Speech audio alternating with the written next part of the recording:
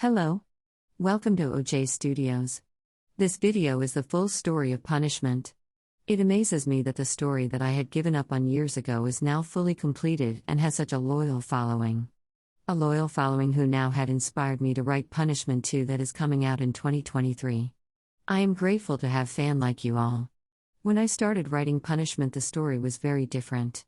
Brittany wasn't a character, Gracie wasn't even named, and the punishment was to be stuck at Adam's house while wearing girls' clothes. Over the last few years I have been able to expand the world, add relatable characters, and make an engaging story for everyone to love. With that out of the way, please sit back, relax, and enjoy Punishment by Olivia M. Julius.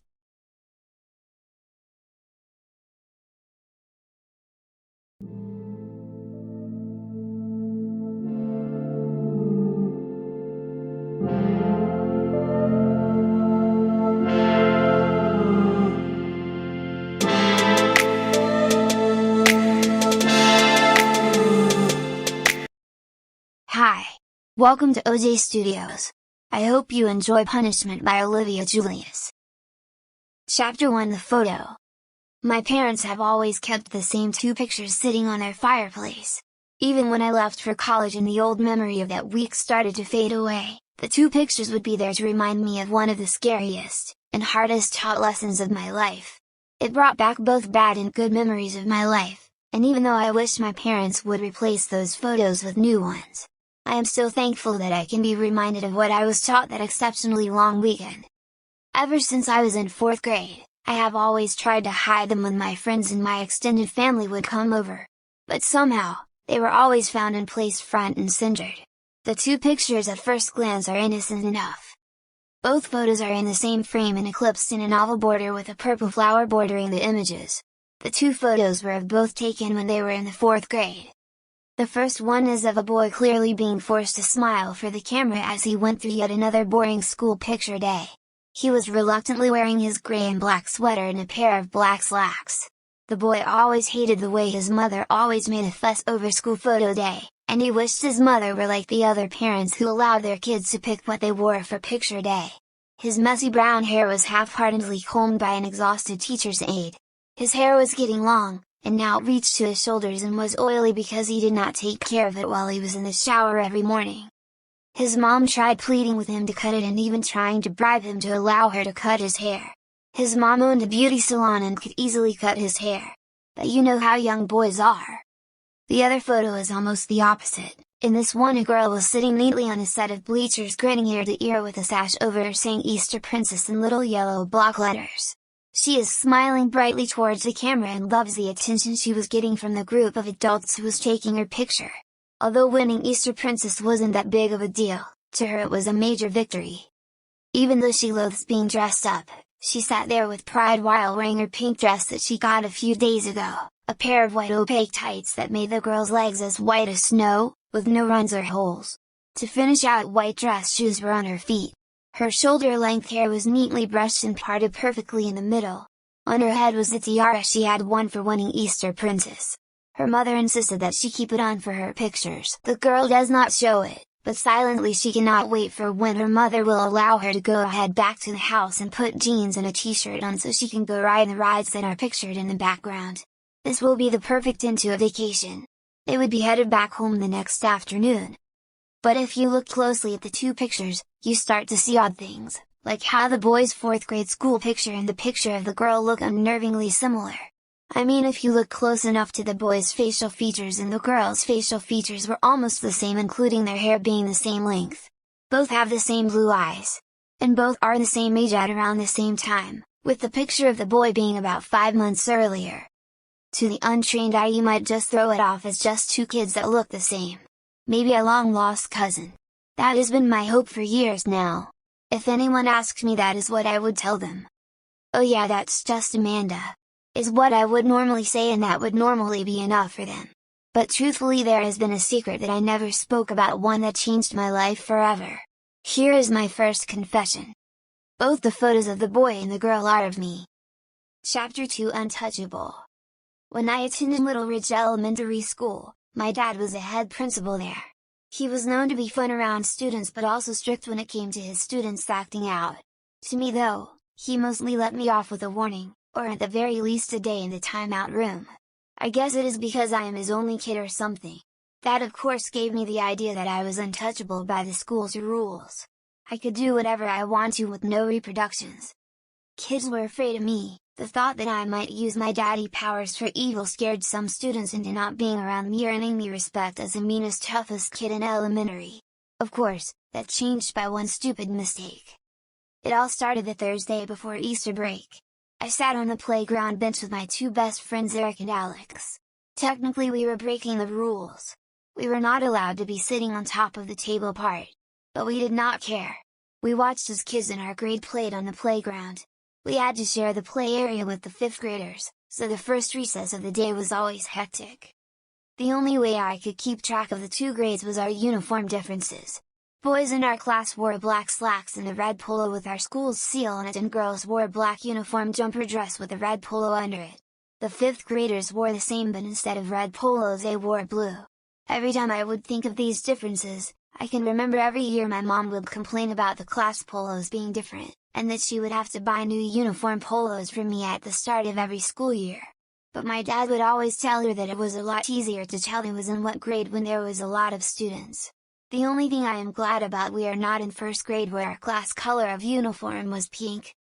While Eric and his nose in his Game Boy not paying attention, Alex and I were talking about what we were going to do on our Easter break when he suddenly changed the subject.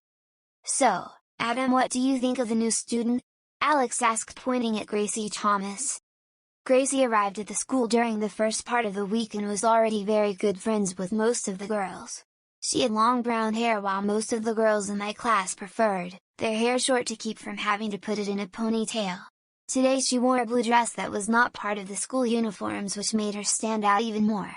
I regretted next week when she would have her uniform and she would be stuck looking like the other girls on the playground.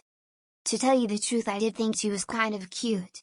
Of course, if I told my friends that I would be taken out of the group and counted as a sissy, just the thought of that sent a shudder through my spine. There was no other fatal punishment that could be dealt out than to be counted as a sissy in the 4th grade.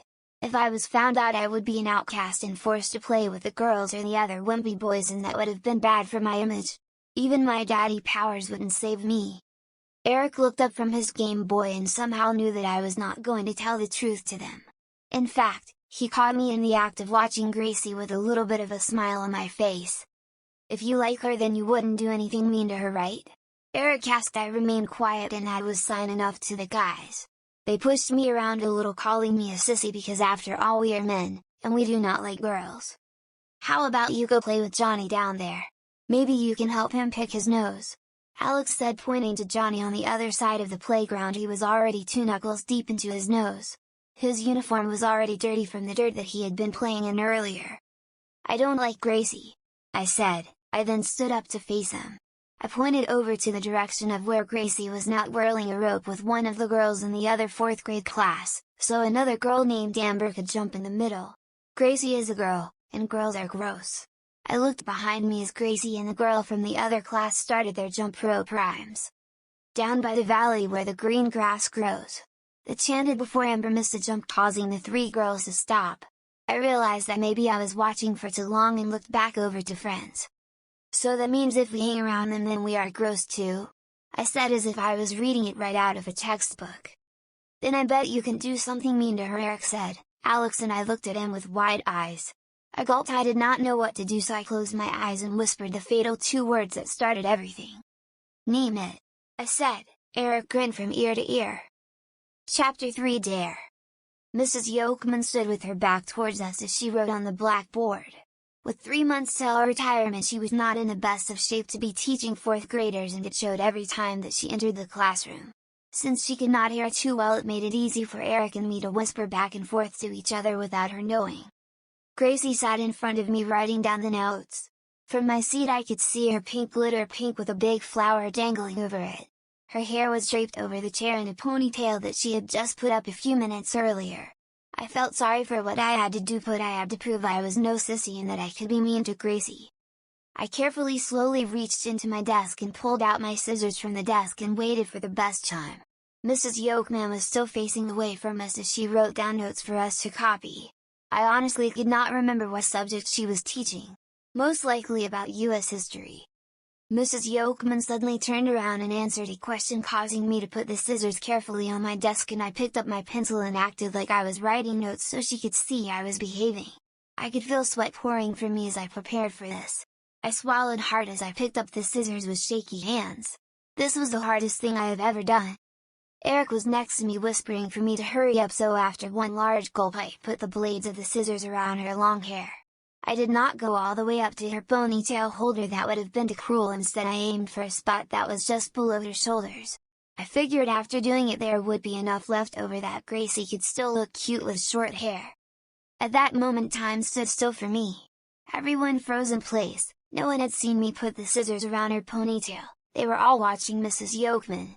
Everyone except Eric, who sat there open-mouthed and in disbelief that I was going through with this.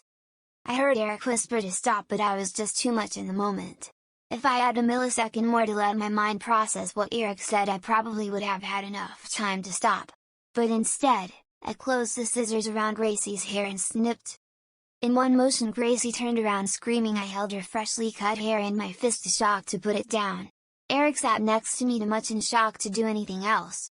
I looked back at the rest of the class. All looked at Gracie, then at me with her hair held in my hands. "You idiot!" Gracie yelled, turning back to me. Her eyes were already tearing up. She removed her glasses and put her hands to her face as she sobbed. I did not say anything as the classroom became dead silent. I felt every set of eyes look upon Gracie and then to me as Gracie broke down in tears. Mrs. Yolkman charged down the classroom and grabbed my hand that still had the hair. I wanted to let go of it, but I could not get my brain to outsource the job to my hand. "Just wait till your father hears this one!" Mrs. Yolkman yelled, pulling me from my chair and causing my desk to flip over, scattering all my stuff all over the floor. Mrs. Yolkman dragged me to the classroom door, where I looked over at Gracie. 2 girls were already leaning over her trying to comfort her. I was dragged down the stairs to the first floor as Mrs. Yolkman held on. The speed that she was pulling was faster than I had expected, and I fought to catch up with her. Chapter 4: School Punishment. My dad's office sat tucked away behind the school's main office. Right in front of Dad's office sat a little reception area where Mrs. Yolkman normally would drop me off, write my dad a note, and leave. But this time was different. Normally the secretary, an older lady, would stop Mrs. Yolkman from going into his office, but her rage tore through that blockade as she threw the door open with me in tow. My father did not even turn around. He was not even surprised that I was being thrown into the office by Mrs. Yolkman, even though this was the first time she had literally thrown me into his office. "What did he do?" Dad asked with a sigh, but he paused when he saw the long hair that I was holding in my hands. Dad let out a big sigh and rubbed his temples as he thought about which girl in my class had long brunette hair. "Who is it this time?" Dad asked, grabbing the strands of hair from my fist and examining it. "Gracie, sir. I was teaching my class when this happened," Mrs. Yolkman said. "The new girl?" "Yes, sir." Dad looked at me. I could tell he was mad. But I was not worried. All he ever did was stick me in the timeout area, which was just an old cubicle, and then I would have to stay in my room for a week. No matter how mad he got, he was always pushed over on the punishments. "Adam, this is the 5th girl this year that you have been sent to my office for," Dad said. I did not say anything. I knew how many girls I had picked on, and I did not care either way. "Adam, I don't know what to do with you. You got the rest of the day in the timeout room, but I'm going to let your mother figure your punishment this time," Dad said. I was taken to the timeout room by one of the teachers I did not recognize. Papers from my desk were stacked up on a smaller desk inside the room. I walked inside, and the teacher closed 2 walls together until I was blocked in. "Sit down and get to work," the teacher said. I did as I was told. By now I knew the drill, and I come to know that this was not too bad. It was quiet, I could do whatever I wanted, and sometimes the secretary would sneak me in a cookie. I sat there in the chair looking at the ceiling tiles, wondering what was going to happen. Dad always punished me at school and at home. Mom always claimed that she was too busy running her hair salon to worry about punishments. But this time she was going to do it. I was allowed to leave about an hour later to get my lunch from the cafeteria. I was escorted by Mr. Ray, our P.E. teacher. I tried to strike up a conversation, but he didn't speak. Instead, we walked straight to the cafeteria. As soon as I walked in, everyone stopped talking and watched me as I walked across the cafeteria. All eyes were on me. This was my class's lunchtime, so I knew the work had gotten out to not only the other class of 4th graders and the 3rd graders who shared a lunchtime with us and knew about what I had done. Mr. A pulled me past the other students, obviously not wanting to stand with a bunch of 4th graders waiting for me to grab my meal. I took a tray from the stack and smelled in the smell of chicken patty, my favorite of the school lunches. But instead of the chicken patty like the other kids were having, I got a special tray for kids who were in trouble. Instead of chicken patty with mashed potatoes and gravy, I got peanut butter sandwich and a milk carton. I walked back to the office with Mr. Ray following me and walked past my dad's office. His door was opened a crack and I could hear Dad talking. "What do you think should be done?" he asked. I could not see who he was talking to, but a female voice started to speak. "You asked her to pick out your son punishment. I personally believe it's a great idea," the other voice said. "It will teach your son." "I'm not," my dad began, but a male voice interrupted him. "Look, we are new here and we don't want to start trouble. We can help you do this. Gracie has been through an embarrassing event, your son should do the same." I stopped for a second and tried to listen more, but Mr. Ray pushed me along and took me out of hearing range. I sat back down in my seat and ate my sandwich alone. Most of my homework was done and all I could do was sit and look at the old cubicle walls that surrounded me. And then it hit me. Gracie, a girl I barely met, got to pick my punishment. What did she choose? Her dad, or at least a guy that was defending Gracie, said I should go through an embarrassing punishment. But what type of punishment? Was Mom and Dad going to try to cut my hair? But I knew that wasn't it. Cutting my hair wouldn't have made Dad hesitant. He had been wanting me to cut my hair since the beginning of the school year. Given the circumstances, I think he would have given Gracie the clippers so she could do it herself. I reached over to a strand of hair and put it in my mouth. A nervous tick I was started to develop. I leaned back in my chair and wondered what was going to happen to me. If cutting my hair was all they had, go ahead, I'm not scared. Once 3 o'clock came around, I darted out of the office and onto the bus where I sat next to Eric. I took off my book bag and set it on the ground, thankful to see another person who was not my father again. Gracie went home early. Eric said she was crying. "Then you shouldn't have made me do it," I said, even though I did not care. The only thing Dad would do was ground me in my room. By this time next week, the whole thing will brush over. The embarrassing thing that is meant for my punishment will not affect me too much. Besides, while I was in the timeout area, I already concluded that they were talking about cutting my long hair. I mean, what else could it be? The bus pulled away from the school slowly and I sighed, thankful that my dad did not make me ride home with him. Instead, I was going to be home by myself for a few hours until my dad got off work. Most likely my dad will ignore me until my mom comes home and then I will be grounded.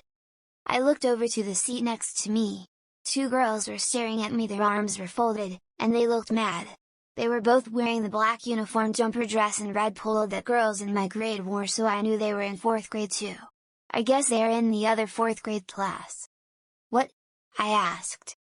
"I heard what you did to that new girl in your class. You should be ashamed," one girl said before turning to her friend next to her. "Watch out, Mindy, he might cut off your ponytail too." I looked over to Eric for help, but he just shook his head. "Don't look at me, I'm on their side," he said, before getting out his book to start his reading homework assignment, the same assignment that I already finished hours ago in the box. "You're the one who dared me to do it," I retorted. "I told you to stop. You already proven that you would go through with it." I had to prove that I wasn't a sissy. Eric laughed for a second. "After what you did, you deserve to wear their uniform," he said, pointing over to the girls. "You're a sissy." I leaned back in the seat and looked over to the 2 girls. They had stopped watching me and they were both looking at a magazine, giggling at the contents. I looked at their uniforms and chuckled to myself. There is no way I would ever wear something like that. Chapter 5, Punishment. I heard car doors closing and I ran to the window just in time to see Mom and Dad both come home at the same time. My heart sank, since this is something that hardly ever happens. I watched them getting out of their cars as they talked together.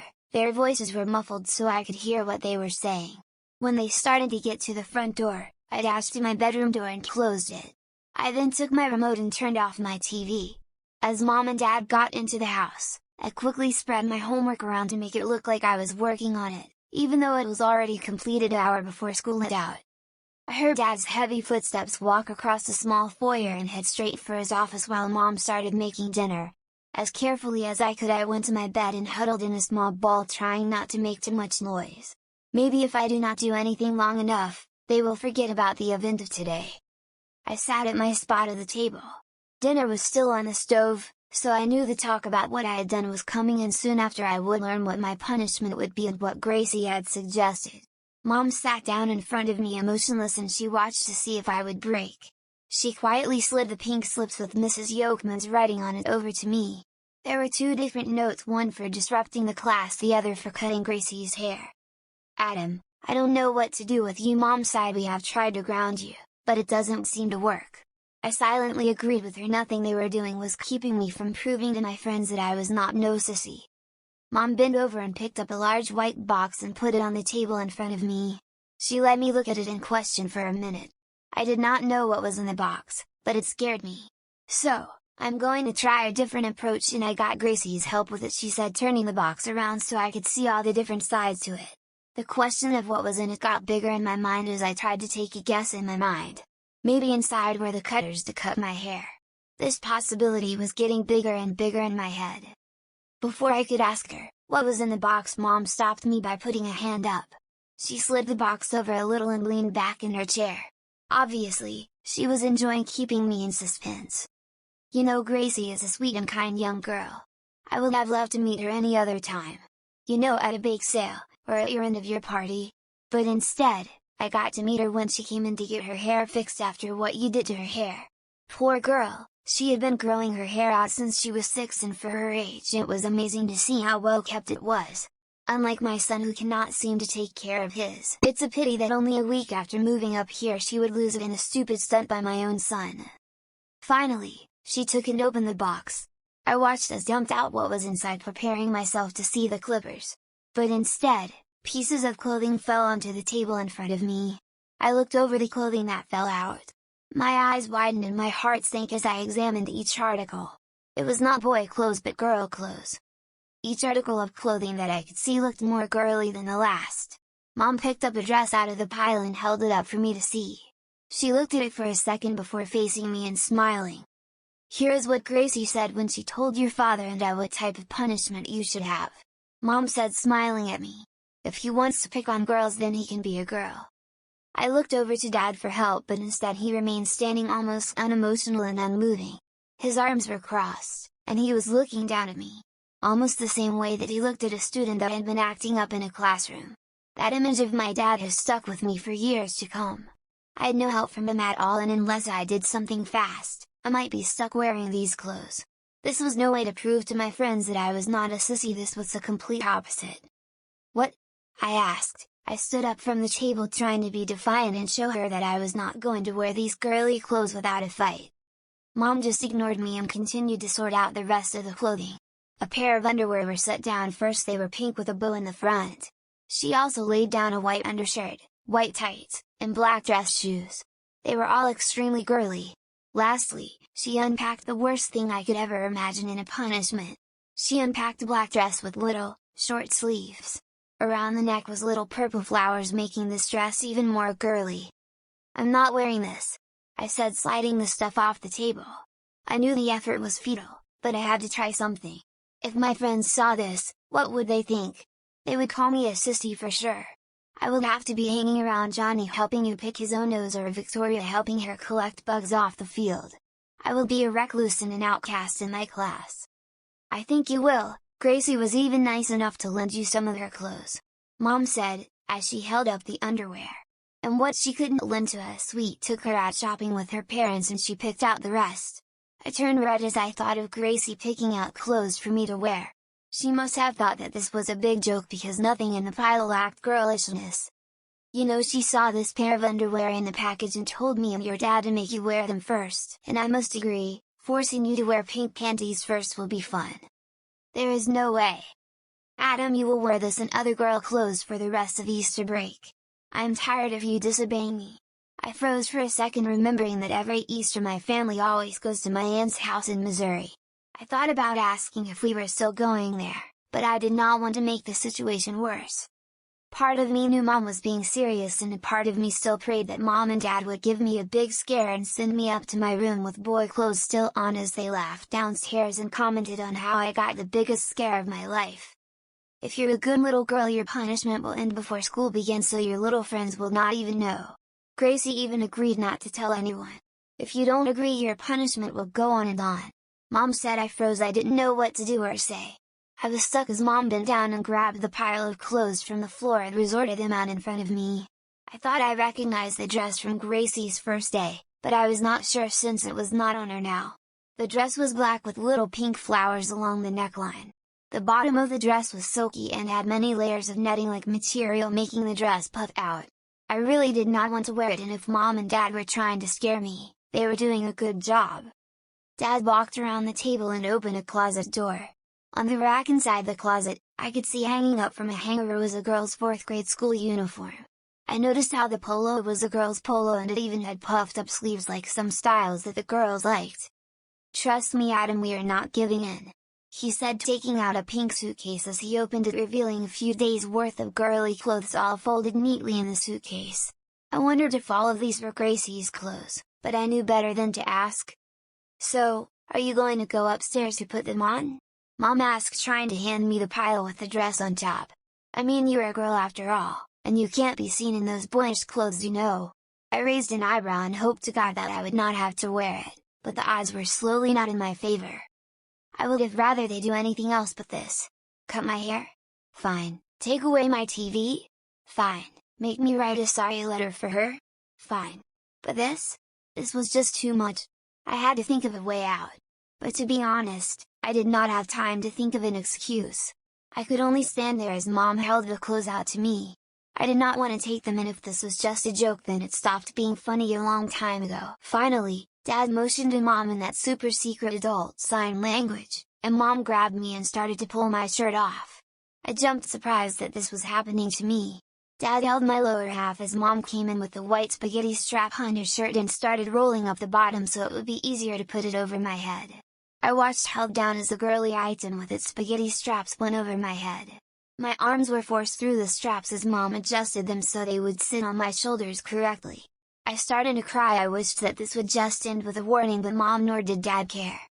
Dad undid my jeans and pulled my pants and my boxers as I tried kicking and squirming, trying to keep them on me, but Mom held my feet down, so my kicking failed.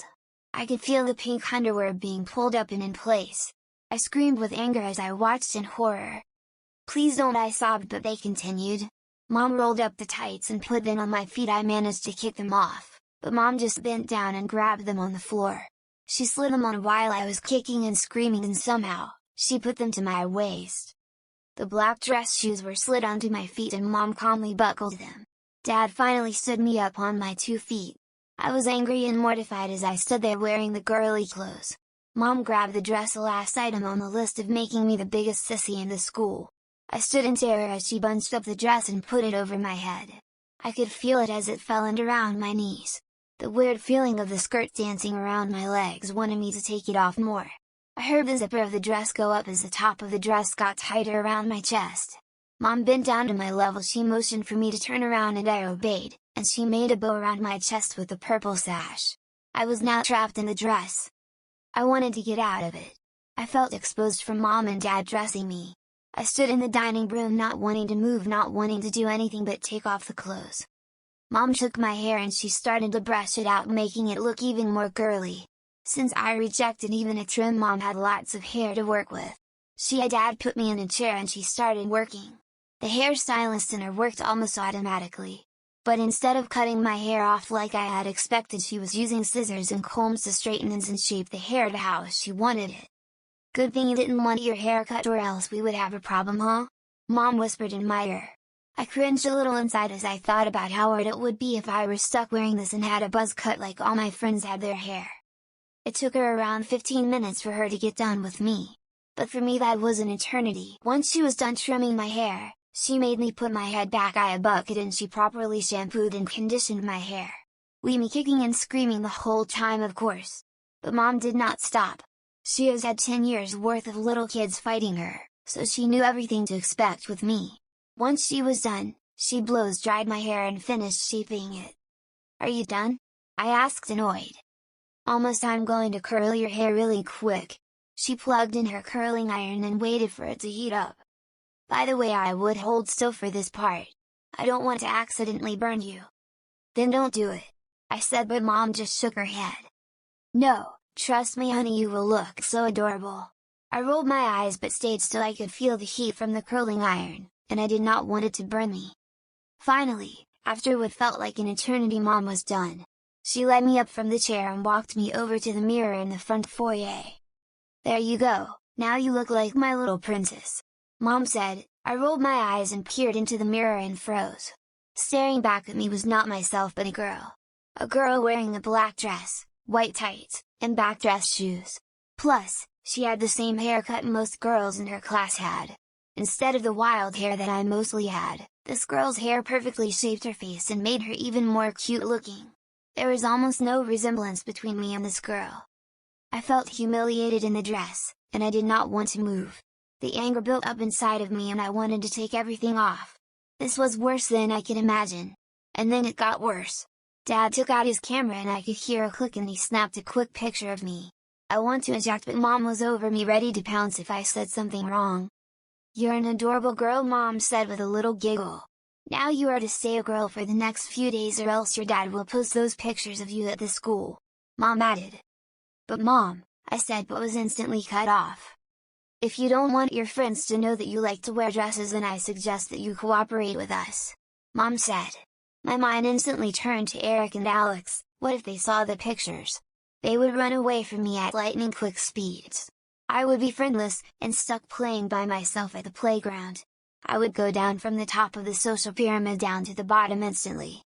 Then the question I had thought about earlier came to my mind. I sucked in a deep breath, not sure if I really wanted to hear it. What about Aunt George's house? I asked. My voice was still cracking from all the crying I had just done within the last hour. I was looking forward to the trip, but now I had mixed feelings. They would not make me go as a girl, would they?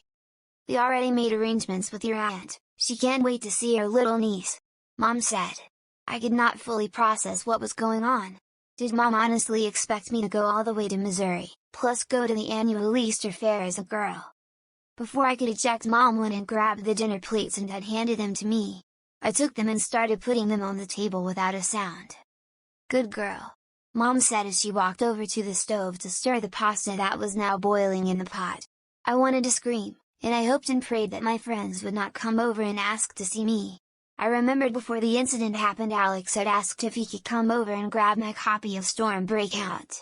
Was he still planning on getting the game from me? As I thought about my situation, I found myself purposely making sharp turns just so I could feel the dress sway around my legs.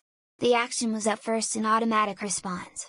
But as I kept walking, I kept wanting to see if I could make the dress sway even more around my legs. I hated it at first. It was just another reminder that I was now wearing a dress. But I must admit it was a weird feeling, and I did not know what to think of it. The bottom of the dress lightly bumped against my legs. I am not going to lie, I liked the feeling of it. I then wondered how it would feel minus the tights. I knew that I did not want to wear a dress again, but the question about it was adding up in my brain. But I knew that I could not let Mom know that I kind of liked it. That was the last thing I needed. But to my horror, Mom noticed me swaying back and forth and smiled. "Having fun, Amanda?" Mom asked. I stopped and looked at her confused.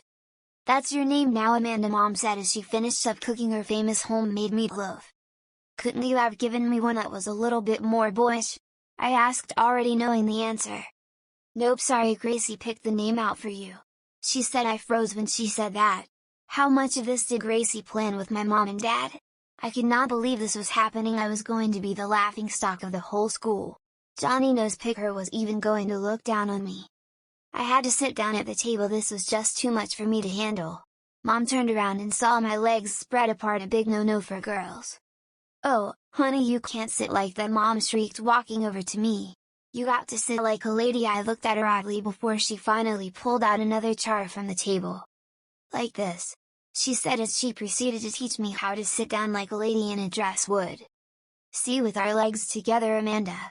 Mom said, so I closed my legs and put the bottom of the dress around my knees. I could not believe how hard it was to make sure I properly stayed ladylike, and I kind of felt sorry for the girls in my class who always had to wear the uniform jumper every day to class. Then I remembered the uniform in the closet and shuddered when I realized that if I did not do everything Mom told me to this weekend, that was going to be my fate too. "That's good, honey," Mom said. She went back to the kitchen and started fixing our plate. I started to mock her behind her back, but stopped when I heard Dad's footsteps coming in. I did not want to make him even more angry too, so I just decided to keep my thoughts to myself. I hated to be in this, and I wanted to be out of it as soon as I could.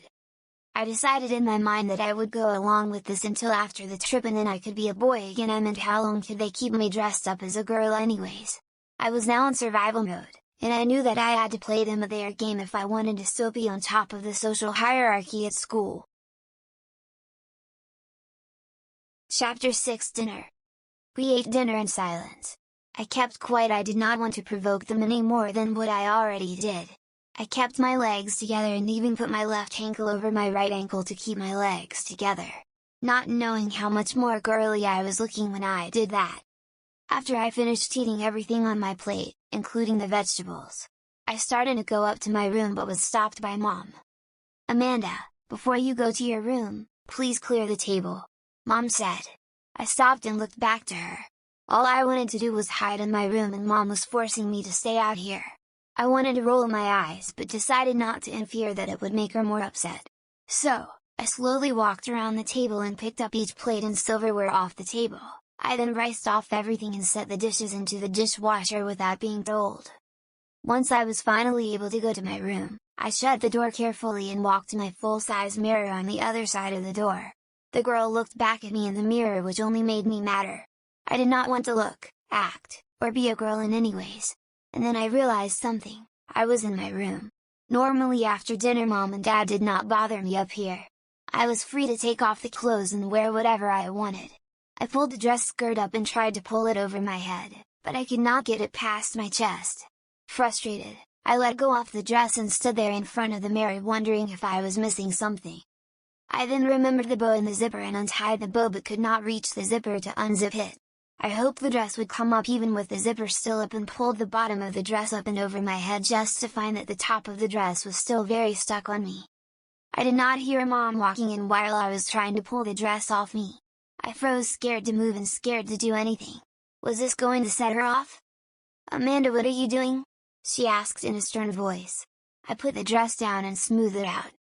"Nothing," I said as fast as I could. Mom of course did not believe me. "Well, I'm running you some bath water," Mom said. "I put a nightgown on the counter for you to wear." I sighed. Now I was to sleep like a girl too. "Why can't I wear my boy clothes to bed?" I asked. I did not want to wear the nightgown while I slept. Honestly, I knew this was going to happen, but I prayed it would not have.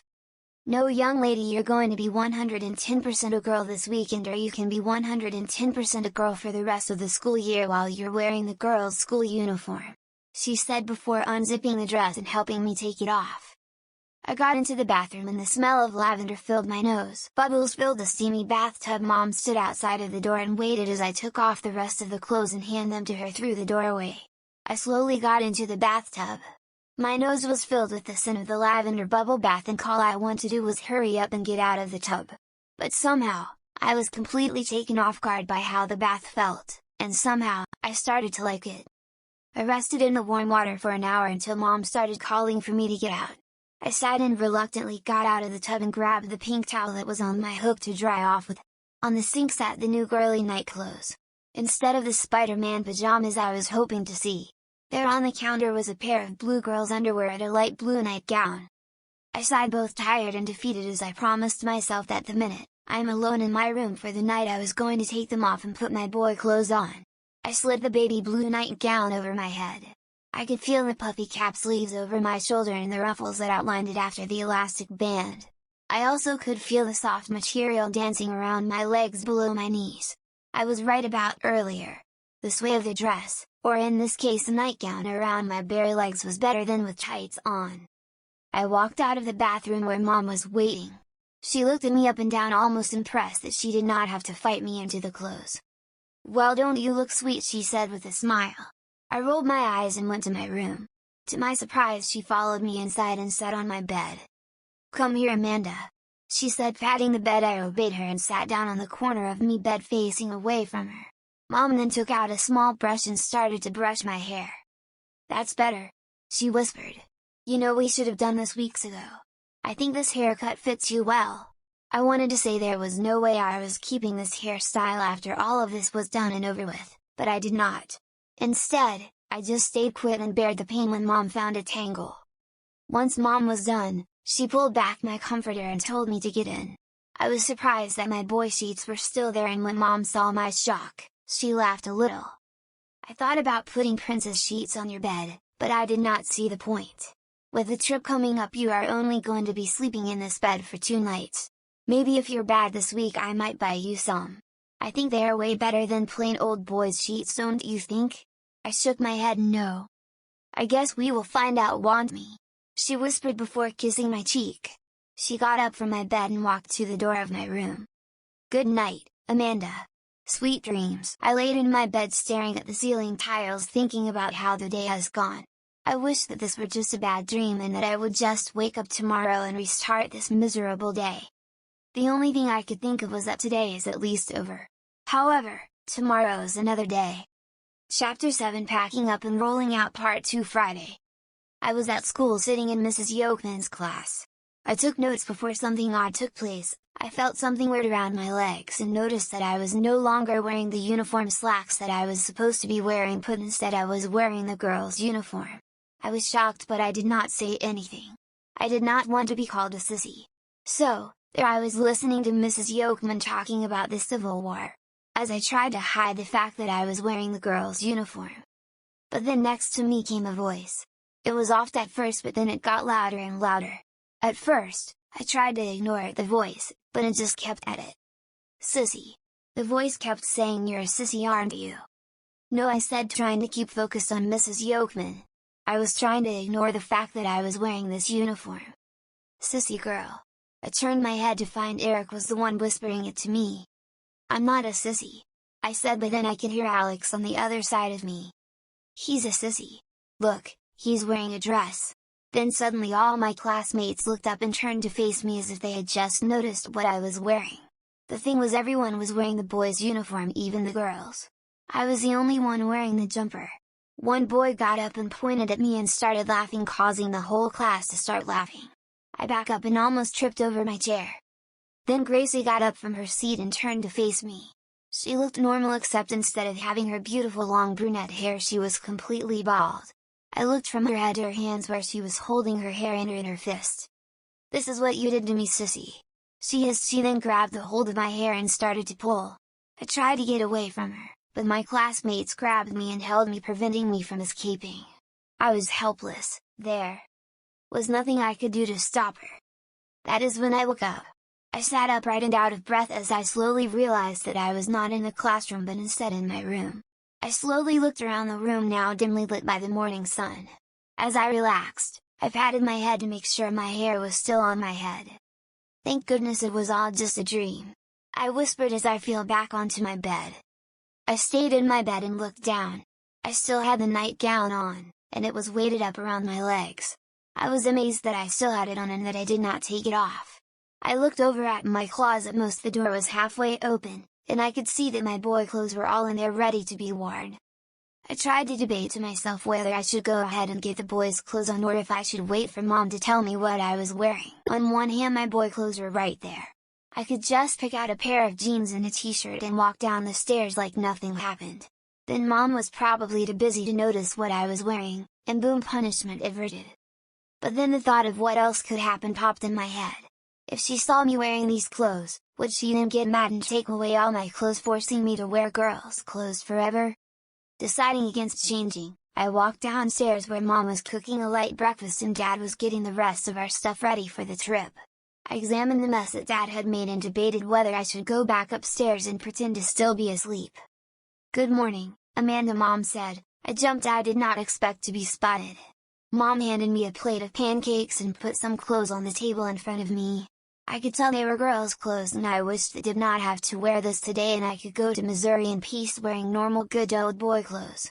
Of course, like all my hopes that weekend, they were shattered. I got done with my breakfast and I picked up the clothes and went to my room. I still had the mindset that if I played along, they would be finished with this punishment. I walked up to my room and shut the door before slowly throwing the clothes on the bed. The question of whether I should just go ahead and put my boy clothes was still lingering in my head. I grabbed a pair of yellow underwear with colorful circles all around it. Seeing them made me wonder why girls have such colorful underwear for if no one was going to see them. I put on the pair of underwear on first, trying to pretend it was boys' briefs that I was putting on. That is when I noticed something else that was strange about girls' underwear. There was no hole in the front. Instead, it was just smooth. Another thing I noticed was that I was putting it on backwards. I quickly flipped them around and slid them up to my waist. I expected there to be a dress in the bag, but instead I was surprised to take out a girly shirt. The shirt was light purple with silky sleeves that just went over my shoulder and lace covered the sleeves and the bottom. I put it on and about gagged at the knowledge that I was wearing this girly thing. I dared not to look over at my door where my mirror was, in fear that if I did, I would scare myself out of wearing these clothes. Next, I pulled out what I had thought was shorts, but when I unfolded them, I figured out that it was really a denim skirt. I rolled my eyes and unbuttoned the button and I slid it on and around to my waist. Honestly, this was the easiest thing to wear, since surprisingly it felt more like I was wearing shorts than I would have imagined. The only bad thing was, instead of going down to my knees like my boy shorts, the skirt stopped about 4 inches above my knee, making it shorter than anything I was used to. The last items in the bag were a pair of purple socks with a pink heart pattern on it and a pair of purple and pink shoes. I slid the socks onto my ankles and slid on the shoes, hoping that I would not have to keep wearing these permanently. I got up from my bed and walked over the full-size mirror on my door. I took a deep breath before looking into it. Before me stood the same girl from yesterday. There was no hint that the girl in the mirror was ever a boy, and instead the girl, even with a frown on her face, looked as if she was getting ready for a normal day. I fought the urge to go back to my bed and change out of the clothes, but I knew that if I did, Mom would force me back to my bedroom, where no doubt, she would dress me like she did yesterday, with probably more girly clothes. After a few quick moments of hesitation, I somehow found enough strength to leave my room so I could help Dad finish packing our suitcases into the car. Once I got down there, I started the monstrous pile before him, and I was amazed how much stuff we needed to take with up to Missouri. Scattered around the living room was bags of all shapes and sizes, and in the middle Dad was putting the last of our supplies in their proper place. "Take this to the car," he said, tossing one of the bags over to me. I grabbed it and turned to go to the garage when out of the front window I spotted the car in front of the house and not in the garage where it is normally kept. I had a feeling this was on purpose. I closed my eyes, wishing that Dad would not make me do this. I divinely know that I do not want to go outside, as the girl expressly not here in my neighborhood. "Go on," he said, looking at me like I was crazy. "But it's outside," I said quietly, looking down at my clothing. Dad showed no remorse as he ordered me to go outside and put the stuff into the car. I walked out slowly, with me holding my bag tightly as I left the front door to my house for the first time since beginning my punishment.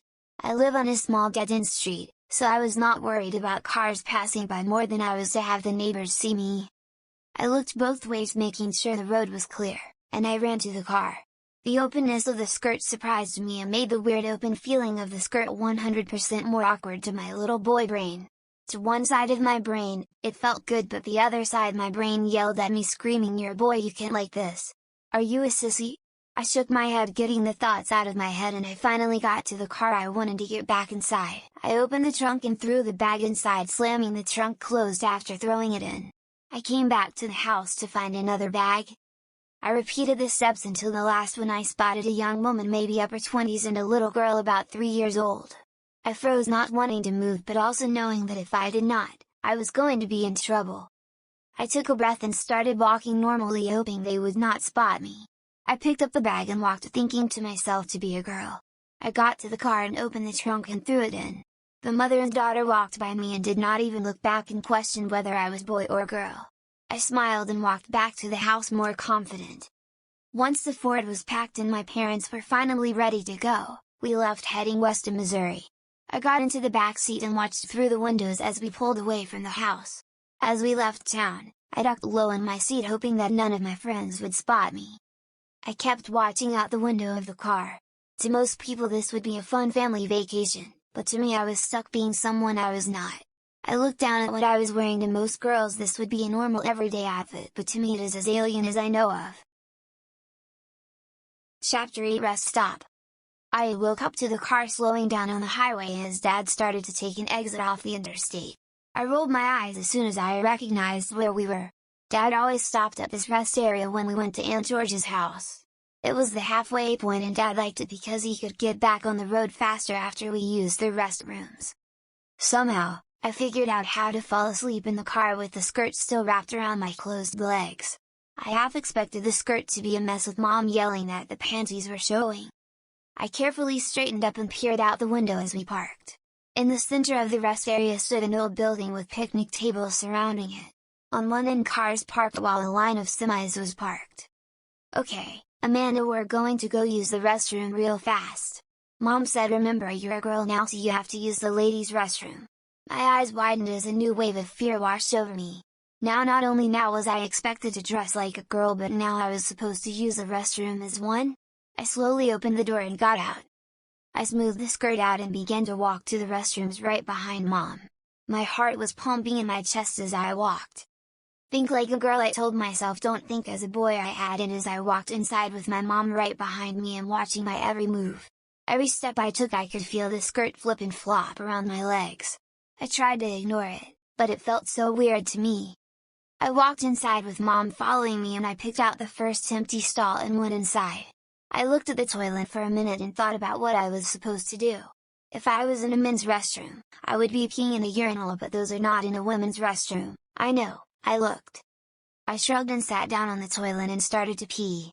This was going to be weird. If girls don't stand to pee, then that means I must sit and pee every time. This is going to be a long punishment. Once done, I cautiously walked out of the stall looking to see if Mom was waiting on me. When I didn't see her, I quickly went to wash my hands. I sighed a quick sigh of relief as my mother came out of her stall and gave me a silent nod of approval. "Ready, Amanda?" she asked, walking back to the door. I wanted to run, but I knew if I did Mom would yell at me for it. Dad was leaning on the side of the car when we came out. "About time you girls got out of there, I've been waiting forever." That was the same thing Dad has always said to Mom when she got out of a restroom after him. The only thing that changed was he said girls. I could hear Mom laughed a little before she wrapped her arms around Dad's neck. "Well, I'm glad you waited for me," she whispered before kissing him. I turned away while rolling my eyes. I quickly got into the car, so I didn't have to see them kiss. Dad finished kissing Mom and looked through the windshield at me and pulled away from Mom. "You know the tradition," Dad said while pointing over to the picnic tables. I rolled my eyes as they started walking towards the tables to eat lunch, and I knew I had to follow them to eat lunch. I kept looking over my shoulder as families came in and out of the rest stop. Mom gave me a plate with a sandwich and chips. I ate a little of my sandwich in fear that if I did not, my punishment would get worse. I kept my legs crossed in fear that someone might see my yellow underwear. I kept telling myself to be a girl, but I could not get past who I was. Finally, after a half hour, my prayers were finally answered, and we left the rest stop. Chapter 9 Hotel.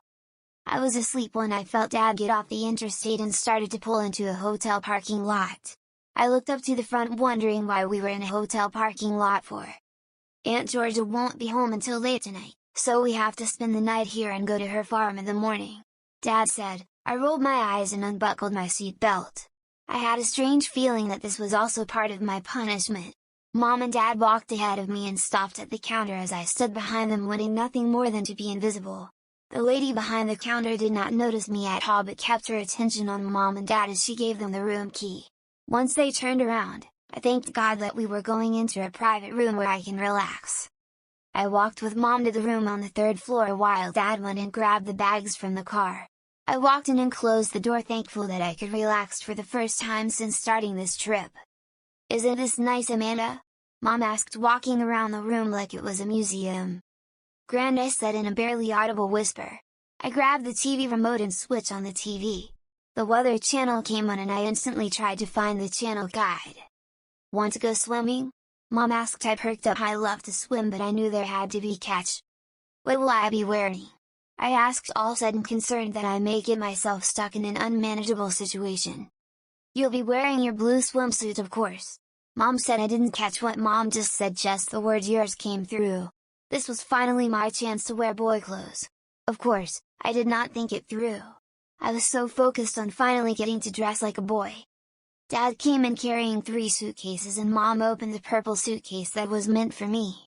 But then I watched in horror as she pulled out a girl's one-piece swimsuit and showed it to me. My heart sank as she put it in my hand, almost mocking me with it. The swimsuit was dark blue with black on the sides. I knew deep down inside that I did not want to wear it to the pool. "Why can't I wear my swim trunks?" I asked. "We didn't pack you any," Dad said. "Plus, it's going to be a little odd that we walked into the hotel with a little girl and went to the pool with a little boy," Mom added. "I don't want to go swimming now," I said, slowly laying back down on the queen-size bed. "You're going to look so cute, Amanda," Mom said, smiling at me as she held up the swimsuit. "Mom," I pleaded with her, but she did not give. "I would rather jump into the pool naked than wear the girly thing around a hotel." "Now Amanda, either you can put this on by yourself or we can help you again," Mom said. I froze. The thought of Mom and Dad dressing me again haunted me. I took the swimsuit from Mom and walked slowly to the bathroom. I did not want to relive the horror of having to get dressed like a 2-year-old again. I slid off the clothes I had been wearing and looked at the swimsuit. The suit, much like all the other clothes that I have worn this weekend, seemed almost what an average girl would like to wear. Like, none of them were too overly pink and none of them were too frilly. One thing did catch my eye when I looked for the tag that would help me decide the front, when I spotted something odd on the tag. In big letters the name Gracie was visible. Was this also Gracie's swimsuit? How much of these clothes did Gracie let my parents borrow? Apparently, I lost myself way too deep in thought because Mom started to knock on the door. "Are you okay in there, Amanda?" she asked. "I'll be out in a second," I answered, getting back into reality. I looked back at the swimsuit and swallowed hard before putting my legs through the holes and pulling the suit up and over my chest. I put my arms through the straps and I could feel the straps crossing in the middle of my back, making an X, which felt weird to me. I looked at the mirror that hung over the sinks. I still looked more like a girl than a boy, plus to top all that off, my penis did not even show through the swimsuit. I walked out of the bathroom to find that Mom and Dad was already in their swimwear. Mom handed me a pink butterfly towel. I took it and instinctively wrapped it around my waist, but Mom took it. "No honey, put it over your chest," she said, rewrapping it on me. I looked down at the towel and winced. There was no way that anyone could see that this poor boy was anything but a girl. I walked downstairs with Mom and Dad right behind me.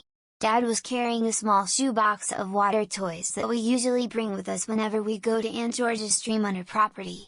I led the way to the pool where Mom picked us out a spot to sit. No one else was in the pool, so I felt more comfortable to relax into the pool and even play around a little while Mom and Dad just sat and watched me play, enjoying their handiwork. I looked around me for a second, making sure that there was no one around before I took the towel off and put it on the chair next to Dad. I breathed for a second, trying to get over the fact that nothing was around my legs. I felt scared and embarrassed as I walked to the deep end of the pool. Once I got to the 5-foot section, I looked back to Mom and Dad, who gave me a thumbs up. I nodded over to them and jumped into the pool. Amazingly, I felt like I could move around better in the swimsuit than I could in my swimming trunks. Dad walked to the pool's edge with a pool ring and threw it into the deep end. "Go fetch," he said. I smiled and dove down underwater to retrieve the ring from the bottom of the pool. After a half hour of playing in the pool, it hit me: I liked the clothes, but I did not like what they represent. I just had to think of them like they were meant to be boys' clothes. Most of all, do not let Mom or Dad get the hint that I like these clothes. But I did like the openness of the skirt and the dresses. I think I can be able to enjoy this punishment. Then suddenly there was a new danger. One that came in the form of a little girl named Brittany. Chapter 10: Brittany. I did not see her, or her mother, come in. Only when I heard a high-pitched cannonball, followed by a huge splash, did I realize that my family was no longer the only ones in the pool area. I shrank down into the water, only letting my head be above the surface, trying to hide the dark blue straps of the swimsuit. My thoughts started to flood as I thought about if I truly looked like a girl or not. But fear itself made me want to run up to my room and hide. The only thing that kept me in that pool was the fact that if I started to take off, that would put more unwanted attention on me.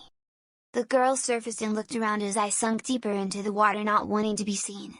The girl looked around for a second till she spotted me and started to head over to my direction. I could not move as I thought about what to do next. Breath. I told myself as I took a deep breath. The girl swam up to me with a huge grin on her face.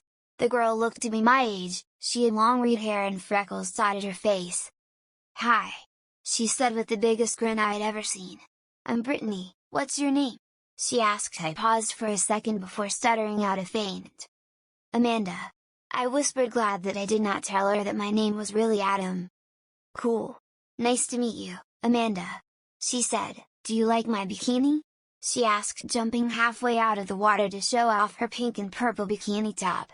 "This is my first bikini. Mom finally bought me one since tomorrow's my birthday." She stopped for a second and eyed me up and down. "Do you have a bikini yet?" I did not say anything for a second as I thought about the answer.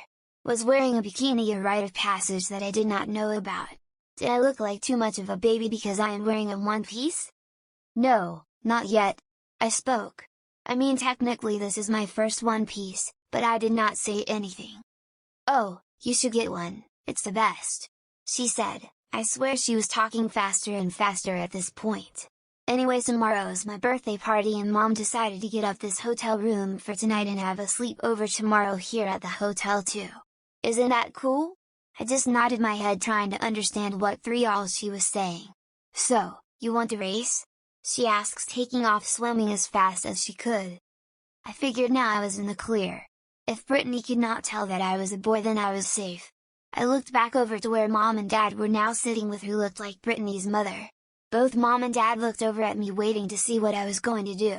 I rolled my eyes and started to swim towards Brittany. "Ha, ha, I win!" Brittany yelled out as she got to the other end of the pool. She got out of the water and sat down on the side with her feet still in the water as she waited for me. "Want to race again?"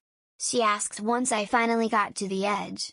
Without thinking, I got out of the water and sat on the edge of the pool just like Brittany had done. I was having so much fun that I forgot all about the fact that I was still wearing the swimsuit. "No, you're better than me," I admitted. "Then you want to go to the game room and play some foosball?" she asked, pointing towards a door that said arcade and flashing lights. "Sure," I said excitedly when Brittany said that. I loved playing foosball, but I did not know any girl was interested in playing it. "Great, let's go," Brittany said before getting up and heading over to her mom to grab her towel. I forgot about wearing the swimsuit up until I got to Mom, who was holding out the pink towel to me. I grabbed it and then looked down at what I was wearing. "You're doing great," Dad whispered. "Thanks," I muttered, taking the towel from Mom. "Here, take this," Mom whispered, digging in her bag and holding out a pair of white, blue shorts. I looked at her oddly and she just shrugged. "It makes you look more modest," Mom whispered. I took the pair of shorts and put it in, thankful that I had something to cover my legs with. I looked over to Brittany, who was in the process of putting on a purple dress with spaghetti straps. The dress did nothing to hide the halter top bikini strap, and it made me wonder why we couldn't just go to the arcade wearing our swimsuits for. I mean, if I were wearing my swim trunks, I would be allowed to just go in there without a shirt. But I did not have much time to wonder, because as soon as Brittany put on the dress, she waved me to come with her as she ran to the arcade. "So," Mom said, handing me a little bag full of quarters. "Have fun with your new friend." I took off and ran to the arcade. Once in the arcade, I looked around in the faint light to find Brittany and found her by a small vending machine getting a small white ball from it. "Got the ball," she said, holding it up for me to see. "Great," I said, getting on one side of the table as she got on the other side. After an hour of playing, the hotel staff came down saying that they had to close the pool for the night. Both Brittany and I begged for them to let us have another game, but we were told that they really had to get the arcade closed for the night. We left to leave the arcade in the pool area and headed back to the room. On the way, I wrapped the towel around me like I was shown, and I walked back with my parents. On the way back, I smiled a little, knowing that somehow, I enjoyed myself in the pool, even though I was also forced to dress like a girl while doing it. As I was walking, Brittany came up next to me and held onto my right hand as we walked. I looked at her and smiled, glad that I found a new friend. "Maybe we'll see each other tomorrow morning before breakfast," Brittany said, squeezing my hand even more. "Maybe," I said before Brittany and her mother stopped at their room. "Bye, Amanda, have fun on your vacation," Brittany yelled out before going into her room. I turned around, walking backwards while waving to her. Once Mom, Dad, and I were alone again. I looked at both as they smiled to each other. I watched them until we got into the elevator to go to the third floor. "What?" I asked, looking up at my parents. "You?" Dad said with a little chuckle. "Me?" I asked questionably. "What did I do?" "Over an hour ago you didn't want to go swimming in a girl swimsuit, and now I bet that you haven't even noticed that you're wearing it," Mom said. I looked down at the suit and looked back up. She was right. When I was playing with Brittany, I forgot what I was wearing and just had fun. It wasn't until we had to leave that I remembered what I had to wear. "It's not too bad now," I whispered. Mom smiled a little and waited for the elevator to reach our floor. "Well, I'm glad you had a good time, Amanda," Mom said once the elevator doors opened. "Maybe you'll see Brittany again at breakfast tomorrow." We got into our room, and I started feeling sleepy. Without a fuss I took the frozen nightgown that I had worn last night and slid it on before going to my bed and falling fast asleep. Chapter 11 Breakfast. I woke up to my mom and dad packing their suitcases and getting things ready for the final leg of our journey. I slowly got up and started to walk to the bathroom, when Mom stopped me and handed me the clothes she wanted me to wear for the day.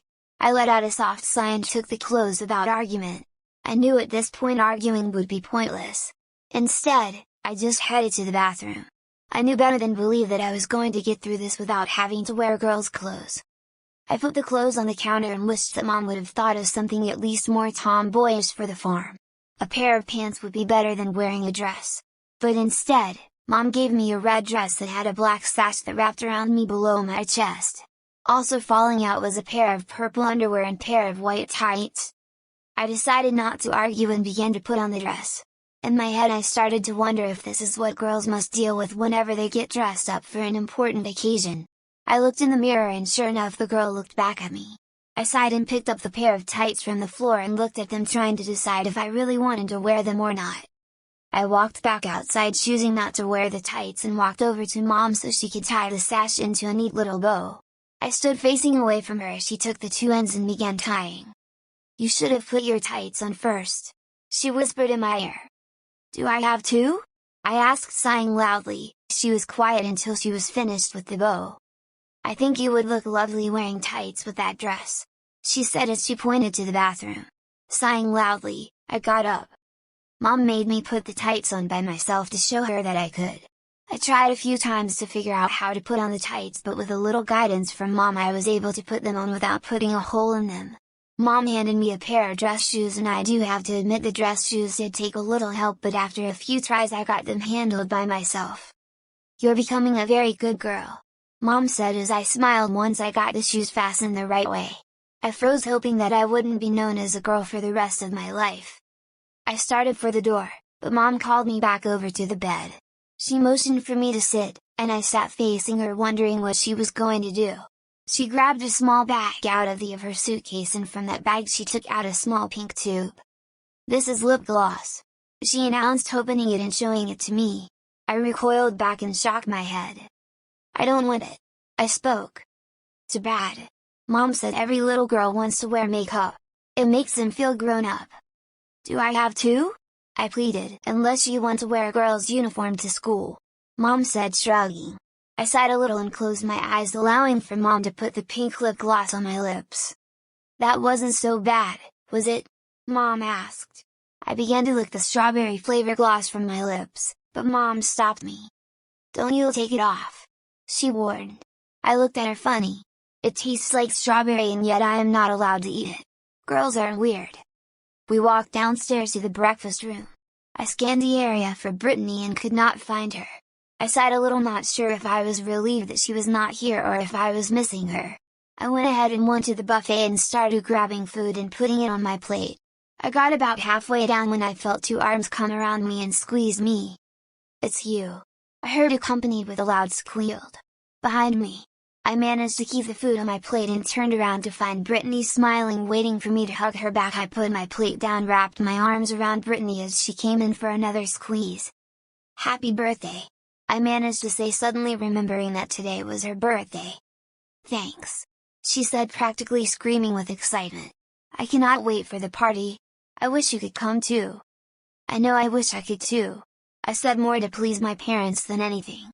There was no way I would go to a girl's birthday party. Brittany was about to say something else when she was stopped by her mother reminding her that I was holding up the line. "I'll talk to you soon," Brittany said as she hurried to get into line in front of her mom. I grabbed the rest of my food and walked over to a large round table with enough chairs to fit both my family and Brittany and her mom. I wanted to sit in between my parents but was forced to sit on the end next to where Brittany would be sitting.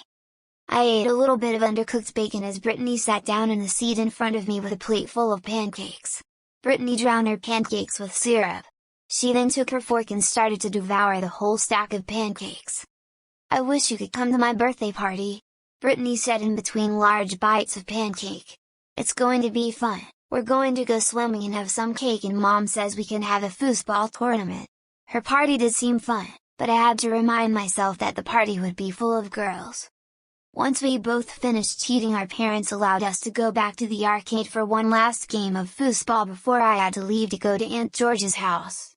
We ran out of the breakfast room and bought another ball and we started to play before our parents could even leave the breakfast room. Once our parents got down to the arcade, we were already 2 games in, and we tied 1 win each. The last game was going to determine who was the best foosball player between us. "Just one more game," Brittany begged when our parents tried to tell us to finish up.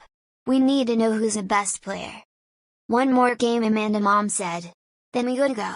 Your dad is already taking the bags out to the car and Aunt Georgia is waiting for us to come." "Okay," I said before dropping the ball into the slot and letting it roll into the field before instantly spinning my guys rocketing the ball into Brittany's goal. "Nice," she said, giggling. At the end she ended up beating me 20 points to 18.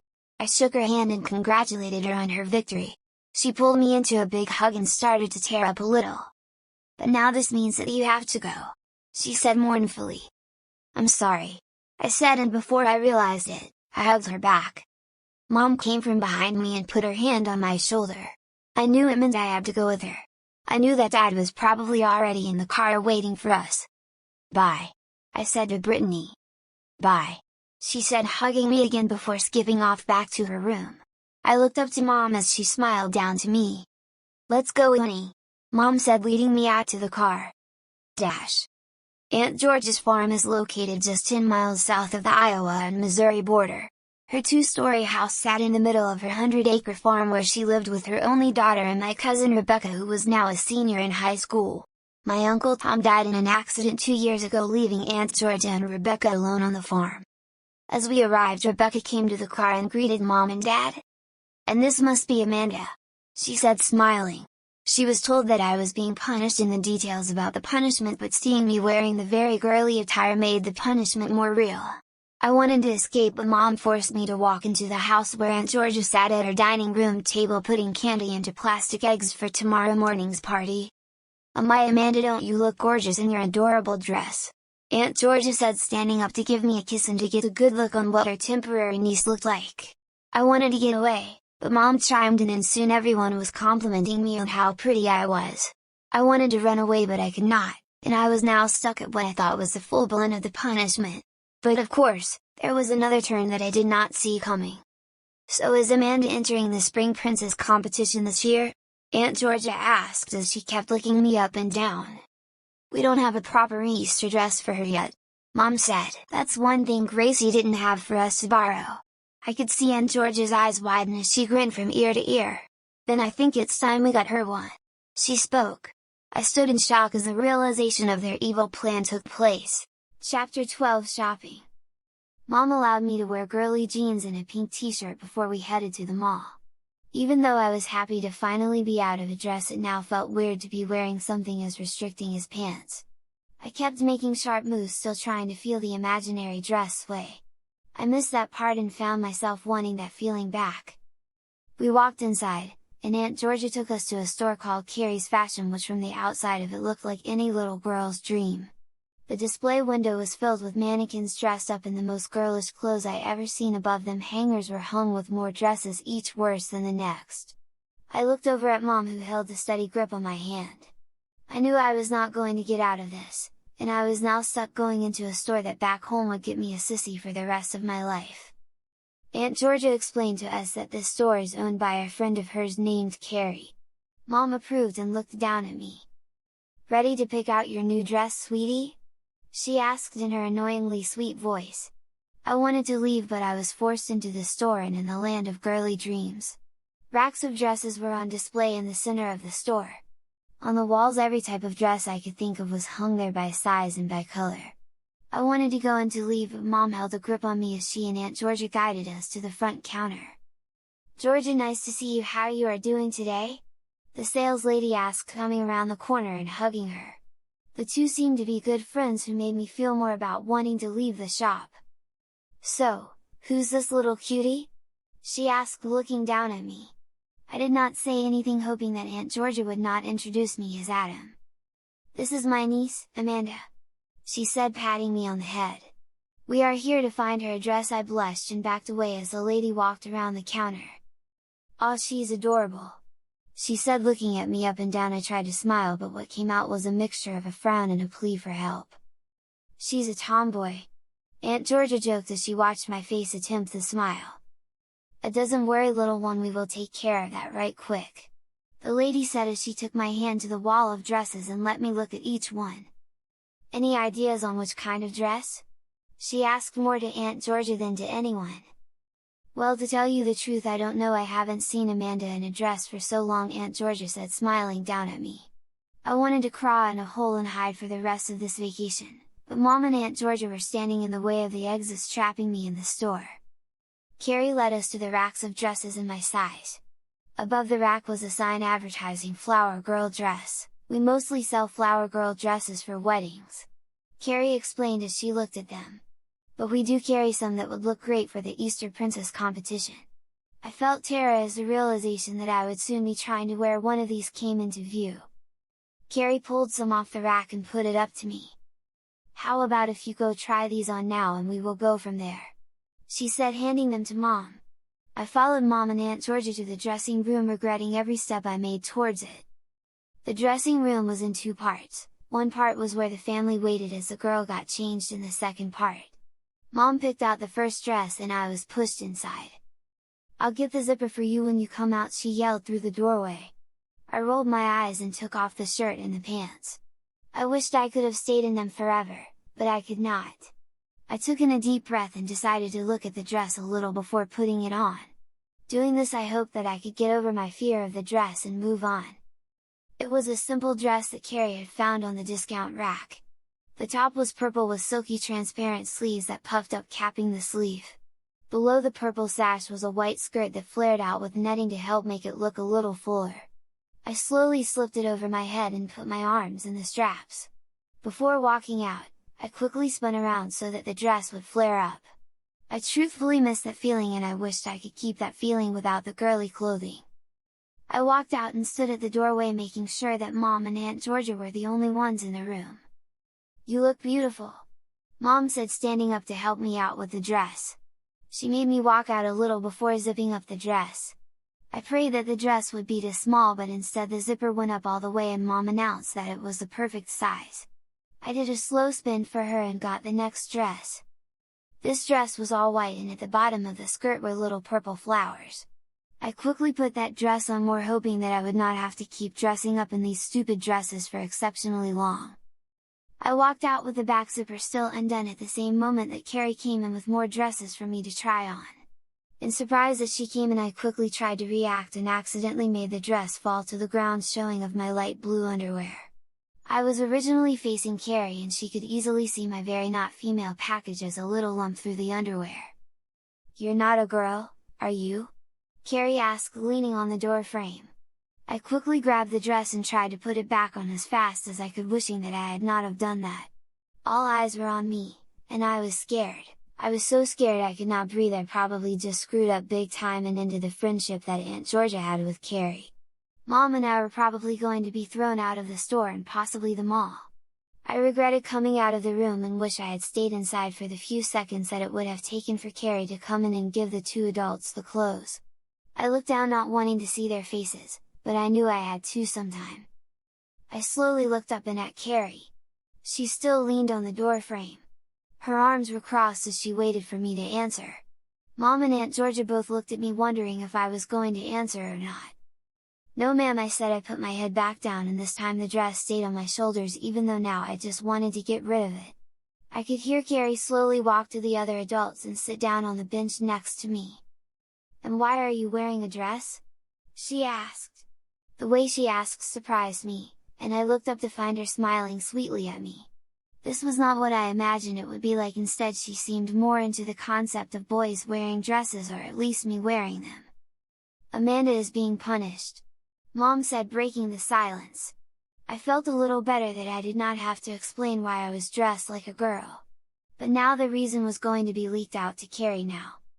Mom explained why I was being punished for a while. I sat down on another bench facing them. Occasionally, Carrie would look over to me with a disappointing face when Mom would tell her about one of the times I was called to Dad's office. She ended with Gracie and how she gave some of her clothes to help make this punishment possible. Carrie smiled at me warmly and stood up to get a better look at me. "You look pretty good for a boy in a dress," she said. "You know, I got a dress in my back room that might be better for you." The couple it was for was going to have it for their flower girl to wear it. But a week before the wedding they broke up and left the dress paid for here. They told me to give it to someone who deserves it, and I do believe, Mrs. Amanda, you do deserve it. I watched in horror as she walked out of the room to grab the dress. Mom undid the dress and made me walk back to the dressing room and told me to wait until Carrie came back with the new dress. The new dress was light pink and the most girlish of all the dresses that I tried on before. I wanted to eject, but I did not want to make Mom upset at me, so I took the dress and slid it on. The first thing I noticed when I put it on was that the dress had a lot of layers. More layers than the other dresses that I had tried on hand. Once I found the right layer to put my head through, I quickly got my arms through the straps. The dress had spaghetti straps, which felt awkward to me at first. The dress went down past my knees and just above my ankles. The top part of the dress went all the way down to my waist before a white sash separated the two parts from each other. The bottom was filled with all types of frills that I did not want, and I could only imagine what I looked like now. I walked out to Mom, who gushed and quickly went over to me and zipped me up, telling me how much she loved the dress. "Please don't," I begged, but Mom ignored me and turned around to Carrie, telling her that she will take it. I got back into my normal clothes, very thankful to be wearing jeans again and not the dress out of the store. I walked out of the store in front of Mom, who was holding the dress and its bag over the shoulder. I looked at it in anger as I thought about how I was going to have to wear it tomorrow and how I was going to have to wear it on stage during the Spring Princess competition. "You know what we're missing?" Aunt Georgia said, stopping in front of a shoe store. "Say no more," Mom said, pulling me into the store. I threw my head back and groaned, but followed the two women obediently into the store, wondering what we could possibly be doing in here. Mom and Aunt Georgia guided me through the rows of both boys' and girls' tennis shoes and stopped in front of an aisle with girls' dress shoes. I moaned as the two women gushed over how cute the shoes were. I just stood there, quite hoping beyond hope that they would not make me try them on here in the store. But my wishes, much like everything I had wished for this weekend, came crashing down when Mom told me to sit down on a bench and take off my socks and shoes. I slowly obeyed as I took of the purple and pink tennis shoes and slid off the purple socks, revealing my bare feet. I watched as Mom and Aunt Georgia stood with their back towards me as they softly whispered to themselves as they looked at the shoes. I sat on the bench watching the two ladies, wondering why I was there for. There was already a pair of girls' dress shoes in my suitcase. Mom turned around with a pair of white low-heeled dress shoes. The heel was a lot taller than the Mary Janes that I had to wear. The toe-was portion of the heel was covered, but the back was not. Instead, there was just a single strap that will go around my ankle. I looked up at my mom, wanting to plead with her that I could not wear them and that I did not like them. But I knew that if I did not wear them, then Mom would get mad at me. Instead, I sat there as Mom bent down to my eye level and slid the heeled shoe on my foot and then fastened the strap around my ankle. "They're only an inch high," Aunt Georgia said. "Rebecca was your age when she first wore heels. She was proud to wear them and almost never took them off, said it made her feel grown up." I looked at her and then down to the heels that were on my feet. I did not feel any more gown up than I did a few moments ago, plus I could not tell why anyone would ever want to wear something like this. "Okay," Mom said, taking my hand. "Slowly stand up." I got up with her help and slowly wobbled for a second as I slowly got steady enough to stand by myself. "Do they fit all right?" Mom asked. I looked down at her, not sure of how to reply. I never worn heels before, and I did not know if the weirdness of wearing a shoe that was elevated at the heel was normal or not. "I guess so," I whispered. Mom took my hand again and told me to walk. I looked at her wondering if I could even take a simple step in these heels. "Go ahead, take a step." I took a cautious step forward ever so slowly as I wobbled a little. I used Mom to help keep me balanced. We walked up and down the aisle like that a couple of times before Mom stopped me by Aunt Georgia and then told me to go by myself. I looked at her a little frightened, but she just pointed to the end of the aisle. I looked at the end of the aisle and gulped as I put one foot in front of the other. My feet felt like jelly as I took my first steps forward. I slowly got to one end of the aisle and then back to the other end. Mom and Aunt Georgia looked at me approvingly and I could not help but smile. Somehow this minor achievement was one of the best things that has happened to me this weekend. I sat down and Mom helped me remove the heels and place them into it as the box. Aunt Georgia grabbed another box that was sitting on the bench and showed me it as contents. Inside was another pair of heels, just these had the heel and the toe completely open. When I bought Rebecca her first pair of heels, I bought her two. One to get used to and the other to wear for formal occasions. Aunt Georgia said. Of course, she had had a month to get used to heels before she became a flower girl. "You will just have to make do with a day." I nodded my head and took the box from her. "How about we go ahead and put them on, and you can try them out while your aunt and I look for shoes for ourselves," Mom said, taking the shoes from me and putting them on my feet. I got up and slowly started to walk down the aisle while Mom and Aunt Georgia walked to another aisle. I stood up slowly and began to slowly walk down the aisle, trying to keep my balance as I attempted to stay sturdy on my feet. I smiled a little as I thought about how I was doing this. But then I stopped when I heard voices coming from the other side of the aisle and getting closer. As quickly as I could, I went back to the bench and sat down and pretended to be reading the side of the heels shoe box. The two girls both wore blue jean skirts and tank tops. The older girl was wearing a pink while the younger girl, Emily, was wearing light blue tank top. "OMG Emily, I can't wait for tomorrow!" A girl who was the same age as I said as two girls walked into the aisle. "Oh, I know you are so totally going to win Easter Princess!" the second girl, who about a year younger, said. The two girls walked in front of me and started looking at the heels. "Just think Emily, this year I will get Spring Princess, and once I get into middle school I will get Spring Junior Queen, and then in high school I'll finally get Spring Queen just like my sister." "I can't wait, Rhea," Emily said, looking up at the older girl. "Exactly, and don't worry girl. For your help I will make sure that you picked every year after me. Don't worry, we're in this together." Rhea tucked a strand of her long brunette hair behind her ear as she looked over. Almost trying to mimic her, Emily did the same thing. "Daddy should have my dress ready soon, it's been costume designed by a famous designer in New York," Rhea said. "Who?" Emily asked. "Does it matter?" Rhea asked, and the two girls giggled a little. "But aren't you worried about the other girls?"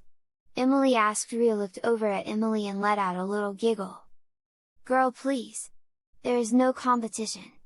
I am the most popular girl in school, I am way prettier than the other girls, and I am a Troyer, my family is a legacy in this town. There is no way I won't win!" The two girls moved to the end of the aisle, still never acknowledging me. "But what about girls that are not from our school?"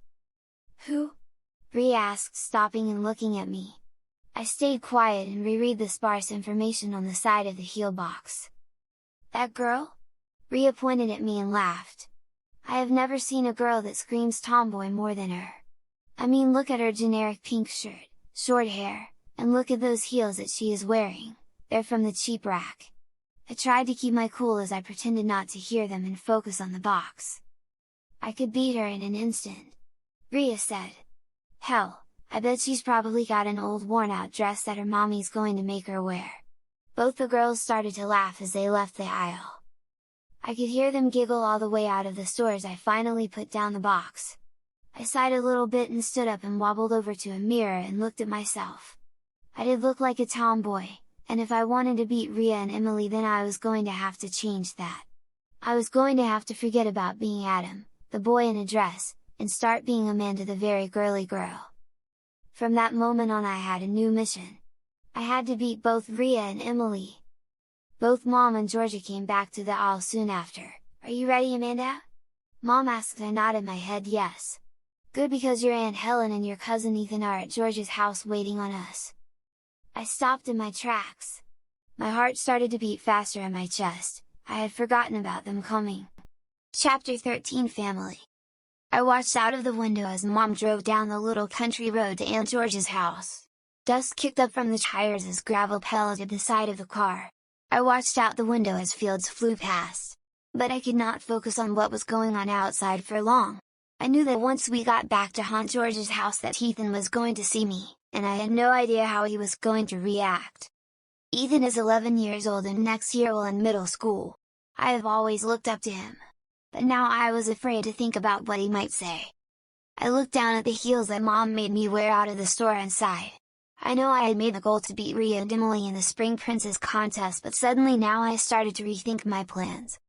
Mom slowed down the car, waking me from my thoughts. I watched as Mom pulled into Aunt Georgia's driveway and parked it next to Aunt Helen's car. "Ready or not?" I whispered to myself as I opened the car door and slowly got out. Mom went around to the back of the car and grabbed the bag containing the shoes and handed it to me. I took the bag and walked into the house while trying to ignore the fact that Mom was carrying the dress that I was going to be forced to wear tomorrow. Aunt Georgia opened the door and we all walked inside to find Rebecca and Aunt Helen sitting in the living room playing cards on an old worn-out card table that was placed in the middle of the living room. "This must be my new niece, Amanda," Aunt Helen said as she got up from the card game and coming over to hug me. "Just look at her, she's so adorable," Aunt Helen gushed. I looked up at her, almost begging for her to stop. "Ethan, gets over here and see your little cousin." I pulled away from her and looked towards the kitchen to where I could hear her footsteps come from. Ethan came in with one hand holding a can of Dr. Pepper and the other hand holding his cell phone. I could see through his glasses that he had been checking his Facebook before coming in. As soon as he entered the living room, he pressed the lock button on his screen and instantly his phone went dark. Ethan looked up at me for the first time since we arrived. He tilted his head a little, not sure if the girl standing there was me or not. "Whoa, Adam, is that really you?" Ethan asked, looking me up and down. "Remember Ethan," Aunt Helen calmly said, gently putting her hands on my shoulder. "This year Adam is Amanda," Aunt Helen said, "and I expect you to treat her with kindness and respect." "Yes, Mom," Ethan said. "I think it's great to teach Amanda some respect for girls. I only wish I had thought about doing that when Ethan got caught looking up a girl's dress." "I was 5, Moms," Ethan said in a stern voice, "and in kindergarten. Still, you would have looked cute in a fluffy pink dress," Aunt Helen said before switching her gaze back to me. "So, Rebecca told me that you got a new dress for tomorrow." "Yes," I said quietly. I did not notice Mom behind me grabbing the dress and taking it out of its protective bag. "Oh, would you look at that?" Aunt Helen said, gasping. I looked behind me just as Mom put the dress in front of me, showing her what it would look like on me. I could feel my face blush as I looked over at Ethan, who rolled his eyes as he dropped onto the couch and sipped his soda. I could not help but wonder what he was thinking. The three women both gushed over me for another minute before finally leaving the living room and going off to the back porch where Dad was fixing a large barbecue grill for tomorrow. This finally left Rebecca, Ethan, and I alone in the living room. "I think you look pretty as a girl," Rebecca said as she cleaned up the cards from the card game. "Thanks," I muttered. "I can't believe your parents thought of that punishment," Ethan said, looking over his phone.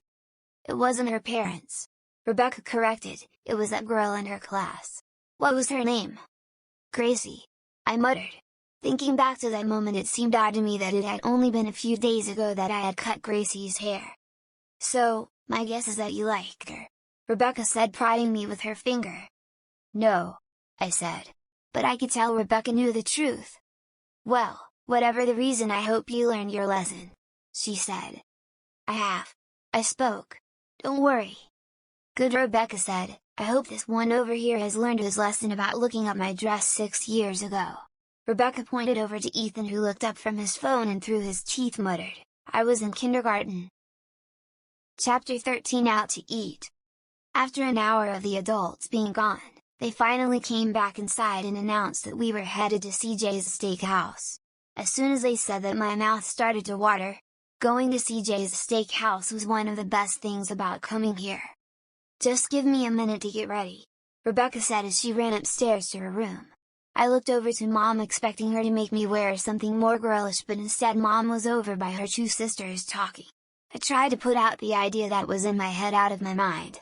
But somehow, I could not. It was a promise I made to myself back in the store to be more girly so I can beat Rhea and Emily. I sucked in a deep breath and walked over to Mom and got her attention. "What is it, sweetie?" Mom asked, guiding me away from the other ladies. "Do you mind if—" I stopped for a second and looked back at the ladies and made sure they were not paying attention to Mom and me. "Do you mind you what?" Mom asked, looking down at me. "Do you mind if I wear a dress to dinner?" I asked before I could stop myself.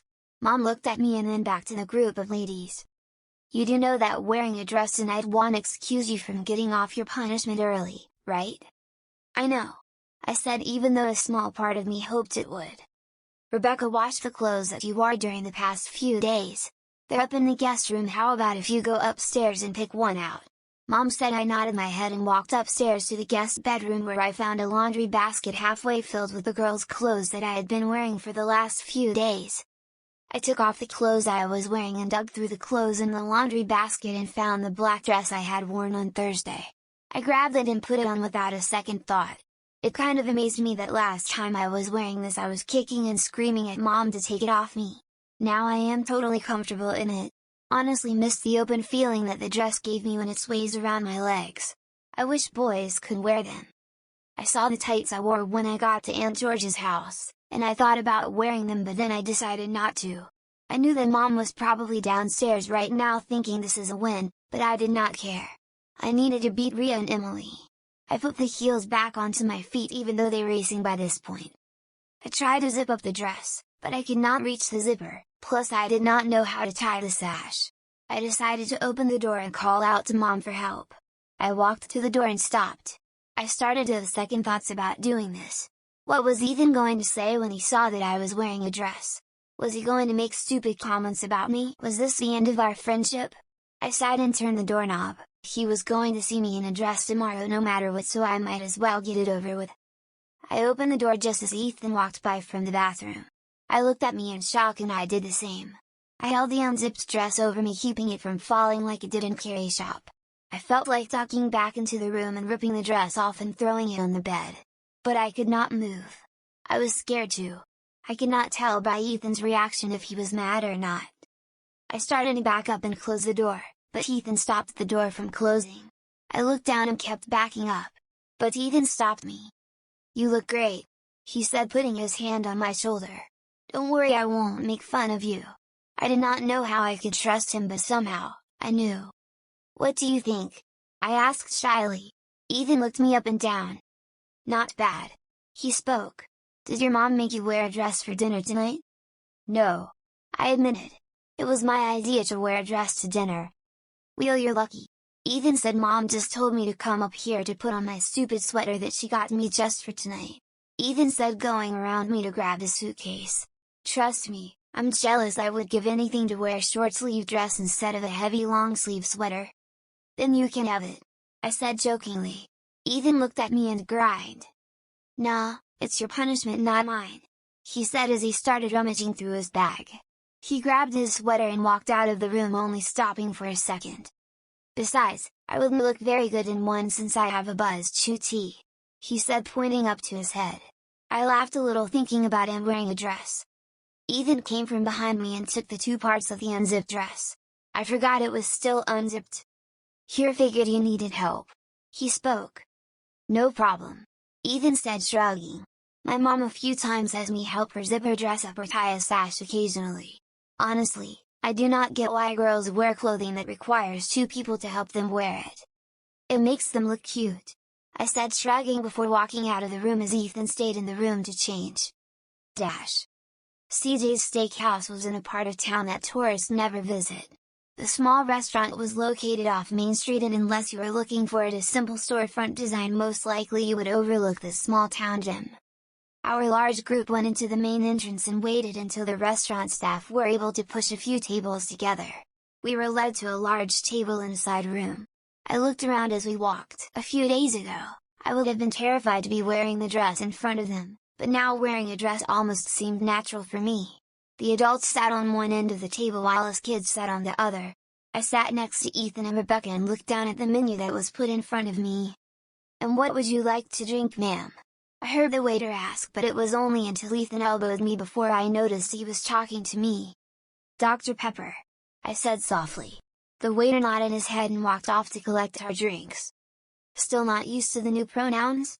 Ethan whispered, only loud enough for me to hear. I shook my head no and hoped that I would never get used to being called ma'am. Chapter 14 Sunday morning. I awoke to the early Easter Sunday morning sun coming through the guest bedroom's windows. I looked around and still saw Ethan asleep on the other side of the room. Both Ethan and I had to sleep in the same guest room while both of our parents got to stay in the in-law suite that's located in a converted detached garage. I didn't mind sharing a room with Ethan though. We treated it like one of our many sleepovers we have had in the past during family reunions. Ethan didn't mention my punishment or ask any stupid questions on how the past few days of me being a girl is doing. I was surprised. I expected him to pick on me and call me names. Instead, after our dinner at the steakhouse, Ethan and I went to the guest room and played on his Game Boy till Aunt Georgia made us go to sleep. Rebecca, however, was different. While Ethan played his Game Boy, Rebecca and I sat on my bed cross-legged. I had the black dress still on and wrapped around my legs, keeping it modestly around me so I wouldn't show Rebecca my underwear. Rebecca put a small table on both of our laps and told me to put both my hand on the table with my fingers spread out. I did what she told me to do, and she grabbed a bottle of pale pink nail polish from her small makeup bag. Seeing this, I instantly curled up my fingers. "Don't worry, Amanda, it's just fingernail polish," Rebecca said with a giggle. "I don't care," I said, taking away my hands. Rebecca grabbed them and placed them back on the table. "They will look nice with your dress tomorrow," she said. "After the contest we can take it off." "I promise," I sighed, knowing that I didn't have much of a choice, and let her paint my nails. Besides, this might give me a step up when I try to defeat Rhea in the contest. I looked at my nails now almost 10 hours later. It was weird seeing my nails painted a girly color. Of course, I was used to seeing the girls in my class with painted nails, but I never thought that I would be stuck having mine painted. I pulled the covers away from me and slowly tiptoed out of the room and into the bathroom. Once in there, I was surprised by how girly I still looked. I was wearing a nightgown that Rebecca had picked out for me. It was a Barbie princess gown which was pink with ruffled cap sleeves and had a few sheer see-through layers that were rainbow colors. The word Barbie was written across my chest. It is by far the girlish thing that I have worn yet. With the notable exception of the pink dress I was to wear later today. Mom greeted me through the door. I finished using the bathroom before opening the door. Mom stood there with my clothes that I was to wear before the contest. I was surprised that it wasn't a dress, but instead it was a pair of girly blue jeans and a pink tom that had ruffled sleeves and had a picture of a pony in sparkly gray ink. "So, I don't have to wear a dress all day?" I asked cautiously. "Amanda, the contest isn't until 3 o'clock. You will have plenty of time to change into your dress. But for right now we need to get going and help your aunt out over at where the Easter fair is going to be." I nodded my head and went back into the bathroom to take my bath and to change. I was kind of disappointed though. I was hoping to be able to get some last minute practice in with my heels and walking in a dress. Last night at the steakhouse I almost tripped and fell if it hadn't been for a waitress who saw that I was about to fall and grabbed me in time. I started the warm bath water and dropped in the bath bomb like Rebecca had instructed me to. The room instantly smelled of lavender. If you were talking to me a week ago, I would tell you that you were crazy for thinking that I was going to be willingly making my morning bath as girly as it is, but now it seemed almost normal. Besides, I need to beat Rhea, and if this is how I must do it, then so be it. After I got done with my bath, I quickly changed into the clothes and walked downstairs where Aunt Georgia was making pancakes. Mom and Dad were no far to be found. "Your mom and Dad are already at the festival. They are helping to set up the stage and audio equipment," Aunt Georgia said when she saw that I was looking around for them. "We will see them after breakfast." I sat down at the table and Aunt Georgia put a plate of pancakes in front of me. The pancakes have a smiley face on it with a piece of bacon as the mouth and 2 small sausage patties as the eyes. I thanked her and began eating just as Rebecca and Ethan walked in. Aunt Georgia handed both some pancakes and then sat down with her plate to join us. "So, are you going to be the first boy to win Easter Princess this year?" Rebecca asked me. "Has any other boy tried?" I asked. "Aaron Tipton tried a few years ago. He did it more out of a bet with his friends. He had won Easter Prince the year before and he wanted to prove that he could win Easter Princess this year. He wore a blue dress that was 3 sizes too big that he had borrowed from his older sister, did a rough makeup job, and since lice had been a problem that year, he sported it buzz cut. He did it more as a joke than being serious. Everyone knew who he was and either laughed at him or tried to get me to change the rules of the contest. Of course, I declined to since there are no rules saying a boy can't compete, and Aaron with the E went up and tried to win." "How did Aaron do?" I asked. "Dead last," Rebecca said. "That was the first year I got to compete in the Easter Princess contest. I got first place and crown that year and Aaron left before our group photo. The newspaper did get a photo of him on stage and placed it on the front cover of the Easter special edition." "Wow!" I said, looking down at my plate and hoping that won't happen to me. "Don't worry Amanda, that will not happen to you," Rebecca said, almost like she was reading my mind. "You look 1000% more girly than Aaron did. He just did it as a joke. You're doing this the right way."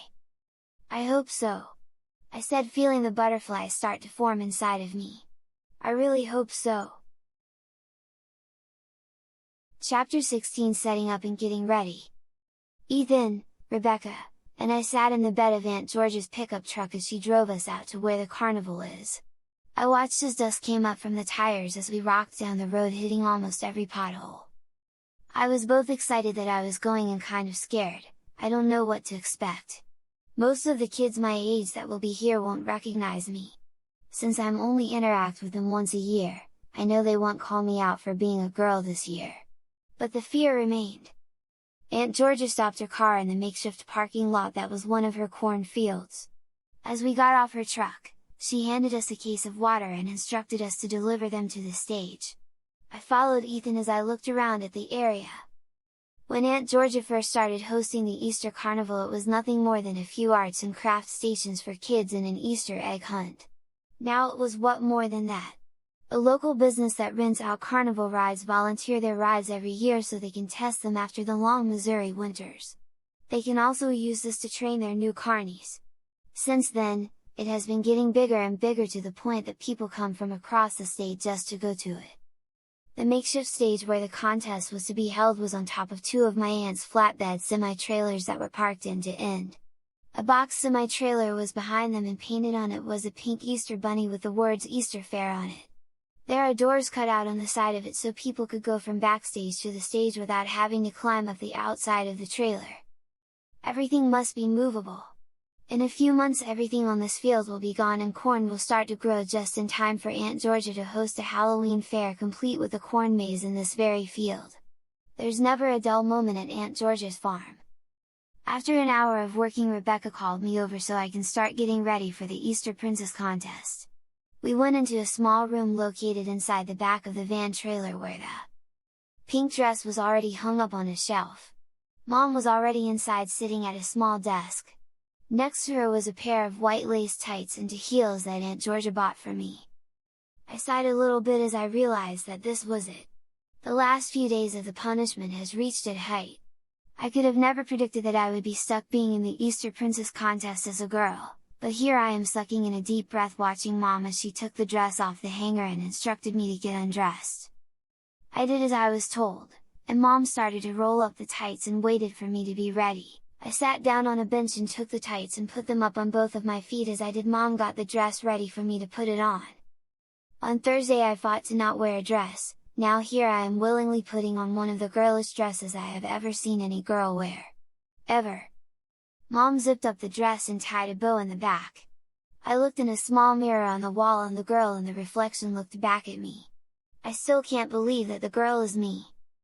Mom took out her makeup bag and started to lay out some of her makeup as she told me what they were. Words like blush, lipstick, and mascara all went over my head, but Mom just sat me down and promised that she would make me look as pretty as possible. After an hour of Mom putting makeup on me, I was finally able to leave the trailer. I wobbled a little on the heeled shoes and walked onto one of the flatbed trailers. There I was, both Rebecca and Ethan sitting on the edge talking. Both had changed into their Easter outfits.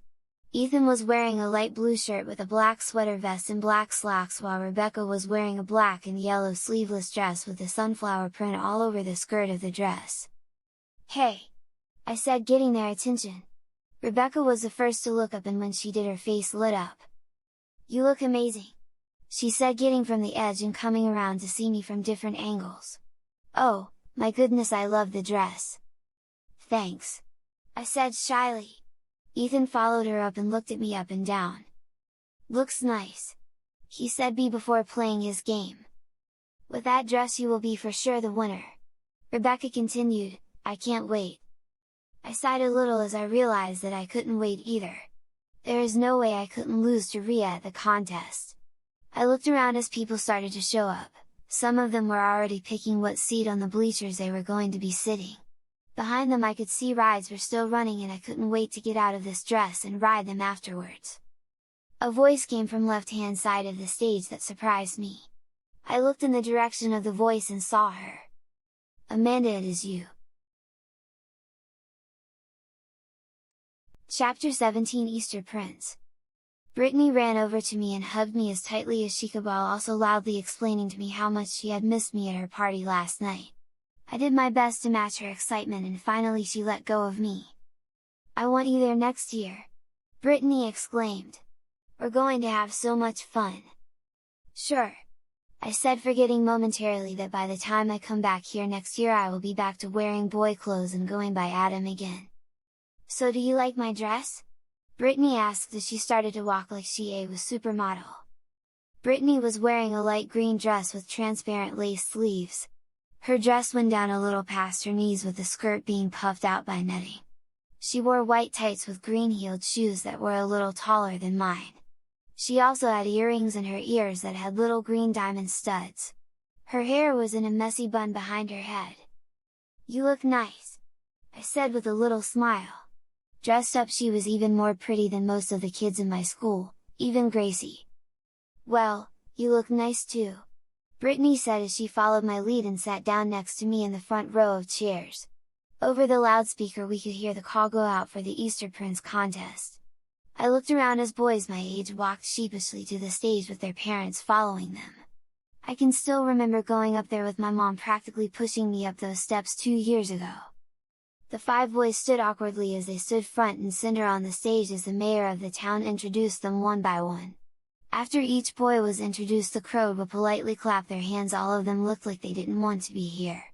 Unlike the Easter Princess contest, the Easter Prince contest wasn't that big of a deal to the boys. They didn't buy special suits for this, they didn't make sure their hair is perfect or makeup is in the wrong shade. In fact, one of the boys is currently just wearing a t-shirt that says "Bite Me" in blue jeans. "I go to school with the third one," Brittany said, whispering to me while pointing up to a blonde-haired boy who looked just as miserable as the others. "He's in my class and he's so cute, don't you agree?" I nodded my head but didn't say yes. How could I tell her that I wasn't interested in boys, and being too interested in girls got me stuck in a dress in the first place? When the mayor introduced the boy, I found out his name was Seth. He was my age, and he only had a father for the mayor to announce. When he was asked by the judge panel a question, he shyly answered it. "I hope I get Easter Princess," Brittany said dreamily. "I can have a picture with him and maybe he can say he likes me." "He hasn't even won yet," I reminded her. "He will," Brittany said reassuringly. "Look at him, he's the cutest one up there." I looked back up there. Out of all the boys that were up there, Seth I guess looked the best. He did look a lot better than the boy who was wearing the "Bite Me" shirt, who according to the mayor is 2 years younger than me and named Ryan. I wouldn't mind if Brittany won Easter Princess. She did want it more than I did, and she wasn't Rhea, so she would be the best to take over the role. Just if Rhea didn't win, I would be happy. I looked around for Rhea, having not seen her yet. She had told her friend Emily that she had gotten her dress from a designer in New York, and I was curious to see what it looks like. Brittany elbowed me, waking me up from my thoughts. The mayor was on the stage again with the judges' results. "He's got this for sure," Brittany whispered. The mayor stepped to the front of the stage and waited for the audience to quiet down before he called out the runner-up. "If the new Easter Prince cannot fulfill his duty, then you are to act in his place," the mayor said before calling out Mr. Alex Timberman. I looked over at Brittany, who seemed to be relieved that it wasn't Seth. A boy to the right of Seth stepped forward and took the Easter Prince runner-up sash and put it over his head. The mayor also gave an envelope that contained a $50 gift card inside. "Now for this year's Easter Prince, the winner is..." I swear I heard Brittany suck in the biggest breath of anticipation ever. She looked like she was about to burst if she didn't know who was going to win. "Seth Evans!" Brittany stood up and clapped as Seth stepped forward and accepted his Easter Prince sash and envelope containing a $100 gift card. "I can't wait to win Easter Princess now!" Brittany squealed with excitement. "Of course, I don't care if you won, that would be great too! But if I won, then Seth might finally notice me." The boys all shuffled off to get their pictures taken on an empty set of bleachers. The mayor then announced that it was the girls' turn and the contest would start in 10 minutes. I sighed as I got up with Brittany, who practically pushed me up the stairs. "This is it!" I told myself. "Let's beat Rhea!" Chapter 18, Rivals and New Friends. You know that odd feeling you get when you feel oddly like a fraud, and you shouldn't be somewhere? Yeah, that's how I feel right now. I am a boy, dressed as a girl, getting on a stage so I could win a girly contest. I was stuck doing all this just because I cut off some of Gracie's hair on Thursday. I could already feel the imposter vibes coming off me. Brittany pulled me up to the stage and I stood next to her as other girls slowly came up. I was given the number 3 and Brittany was given the number 2. The girl that had beat us up to the stage was younger than both Brittany and me. If I had to guess, she was just old enough to be in the contest, so she was maybe 7 or 8 years old. She was wearing her hair in a loose ponytail and had a light purple sleeveless dress on. It took me a second to realize where I had seen it from. Then it hit me, it was the same type of dress that I had tried on yesterday in Carrie's fashion. Rhea and Emily were the last two to get on the stage. Emily was given number 4 from the mayor and told where to stand. She was wearing her hair in a messy bun and wearing a white dress with a blue open front long sleeve sweater. Her makeup was done almost perfectly, making her look both older and prettier than when I last saw her at the shoe shop. If she hadn't been planning on basically throwing the contest in favor of Rhea, then I think she would have a chance at winning. Rhea came on the stage wearing her hair down. It had been curled and professionally styled since I saw her yesterday. Her makeup was also done professionally, just like Emily's. She wore a gold long chiffon dress, with cut-in shoulders, a scoop neckline adorned with beads, and what Rebecca told me later, it had the handkerchief hem skirt, which was the biggest fashion trend in their little small town. Rhea was also the only one of us who wasn't wearing tights. On her feet were long high-heeled sandals that were taller than my heels. I am now nervous. There was no way I could beat Rhea, or Emily, or Brittany, or the little girl that was currently waving to the crowd down below, most likely to her parents. I'll probably end up like Aaron Tipton and be the second boy in history to get dead last in the Easter Princess contest. "Good luck!" Brittany whispered. I thought she was talking to me, but when I looked over to her, she was bent forward to say it to Rhea and Emily. "Oh, little girl, I don't need luck," Rhea whispered back while looking at her freshly manicured nails. "I'm a legacy at this place. My sister won Easter Princess and last year was Easter Queen. This contest is already in the bag. You should just leave now. You and your little tomboy friend." "We will see," Brittany said. "I'll wave at you when I win Easter Princess then. Oh, and don't even think about being running up, that will go to my friend Amanda." Brittany held my hand and lifted it up in the air. "We got this!" Brittany whispered in my ear before letting my arm down. I gave her a smile and nodded. "We got this!" I repeated, a little bit more convinced. I looked back at Rhea. Yes, her sister winning might make her think she's legacy, but has she ever tried to win both Easter Princess and Easter Prince before? Besides, Rebecca also won Easter Princess and Easter Queen, doesn't that make me somehow a legacy too? There was a new fire in me that wanted nothing less than to see Rhea walk off this stage with a participation ribbon. I was going to be the new Easter Princess, or at least runner-up. "Good luck!" I whispered to Brittany, taking her hand into mine. "You, 2. She whispered back, squeezing my hand. The mayor walked by us and handed us each a note card and a pen. Okay ladies, write down your name, your age, city you live in, and your parents' name. Give them back to me and I'll read it off when I introduce you. We all took the note cards and wrote our names on it. After I got done writing my info on the card, I looked over to the little girl who was having problems writing the city that she lived in. I got onto my knees in front of her and asked if she needed help with her card. She shyly nodded and handed the card over to me. On her card I could see her name was Jessica Collins and she was 7 years old. Where are you from? I whispered so only her, and I could hear. Saint Louis, she whispered back quietly. I quickly wrote it down on the note card. What's your mom and dad's name? I asked. I only got a dad, she said sadly. His name is Richard. I wrote down Richard Collins and gave her back the card. Jessica took it and walked it over to the mayor, who added it with the other cards. Thanks, Jessica whispered while heading back to her spot. I nodded my head and stood up straight. I scanned the crowd and found Mom and Dad sitting in the back row. They had their video camera focused on me as they waited for the mayor to start the contest. Butterflies grew in me as I tried to focus on what I had to do. Chapter 19, Easter Princess. Relax, that's what I told myself when the mayor started the contest. Inside, I was freaking out. What was I supposed to do? I never had stage fright before in my life, and now all I could do was focus on the faces of everyone in the crowd. The mayor talked for a few minutes about what it means to be a princess. He talked about kindness, respect and above all maturity. I used this time to take several deep breaths to calm my nerves. There are 3 parts to the Easter Prince and Princess contest. First part is the introductions of the contestants. Then a question and answer phase where we had just a few minutes to impress the judges by answering a simple question that the mayor gives to us, and then the big reveal on who this year's Easter Princess is. Finally, the mayor ended his speech and turned to us to introduce us.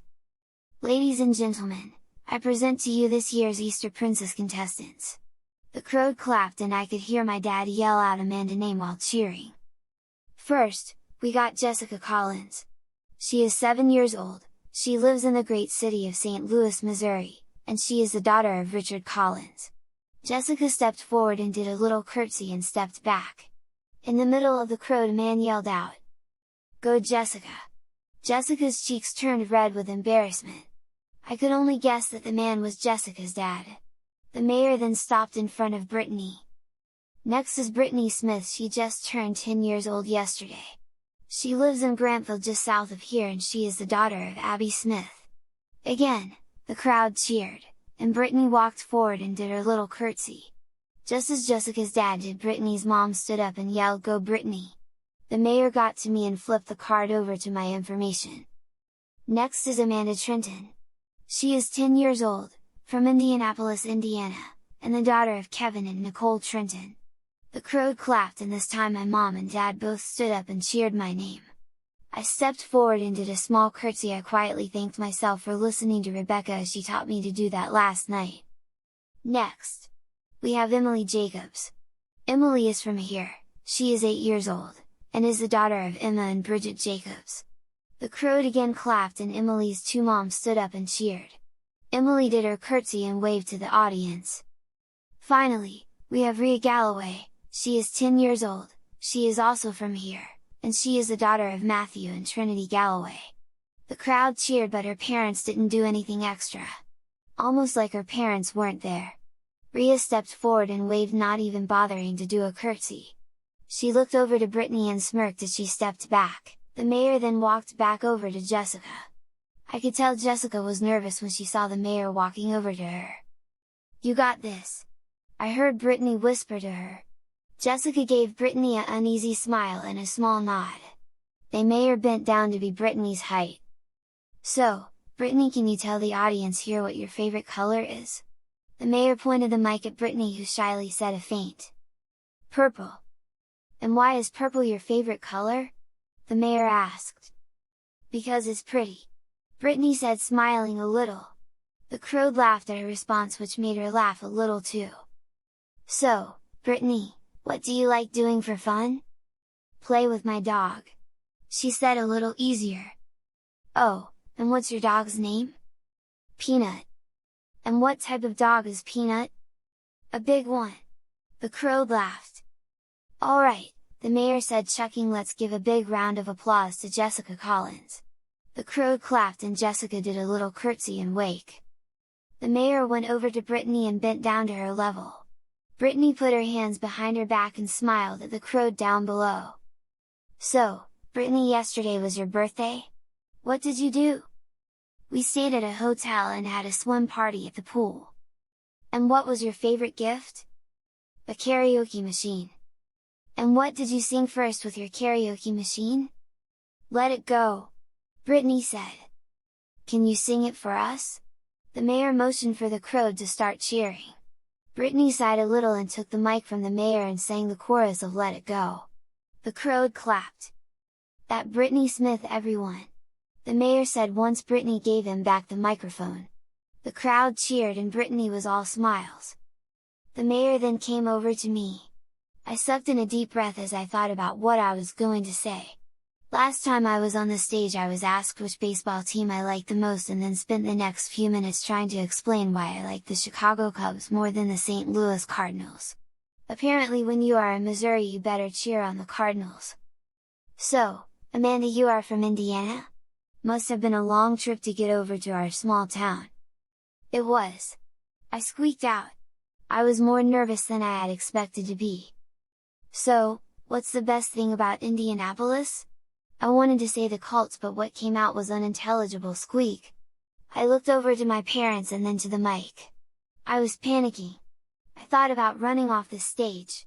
This wasn't part of my punishment. My punishment was that I must be dressed as a girl for all Easter break. Then I felt Brittany take my hand. I looked over to her and she smiled and whispered, "Don't worry, I'll be here." I sucked in a deep breath. The Indianapolis Colts! I whispered. The best team in the world! The crowd booed a little but the mayor calmed them down a little. So, you like the Colts? Who is your favorite player? Matt Ryan, he's a quarterback. And do you play any sports, Amada? I play football, I said, forgetting that I needed to pick a sport that girls played.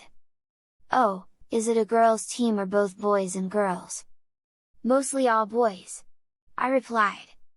Well, we need more girls to play football. Good for you. Then he turned to the crowd. That's Amanda Trendon, ladies and gentlemen. The crowd clapped and I waved a little, still getting over the fact that I was that scared. The mayor walked over to Emily, who was smiling at the crowd. I almost had to bet that her and Rhea had rehearsed their questions over and over before coming here. So, Emily, what do you do for fun? The mayor asked. Emily took a second to think about it. I do ballet, Emily replied. And how long have you been doing ballet for? Since I was 5, Emily replied. One of Emily's moms then stood up and yelled, "Since you were 4. Oh yeah, since I was 4. Emily said, her cheeks a little red from embarrassment. Can you show us some of your ballet moves?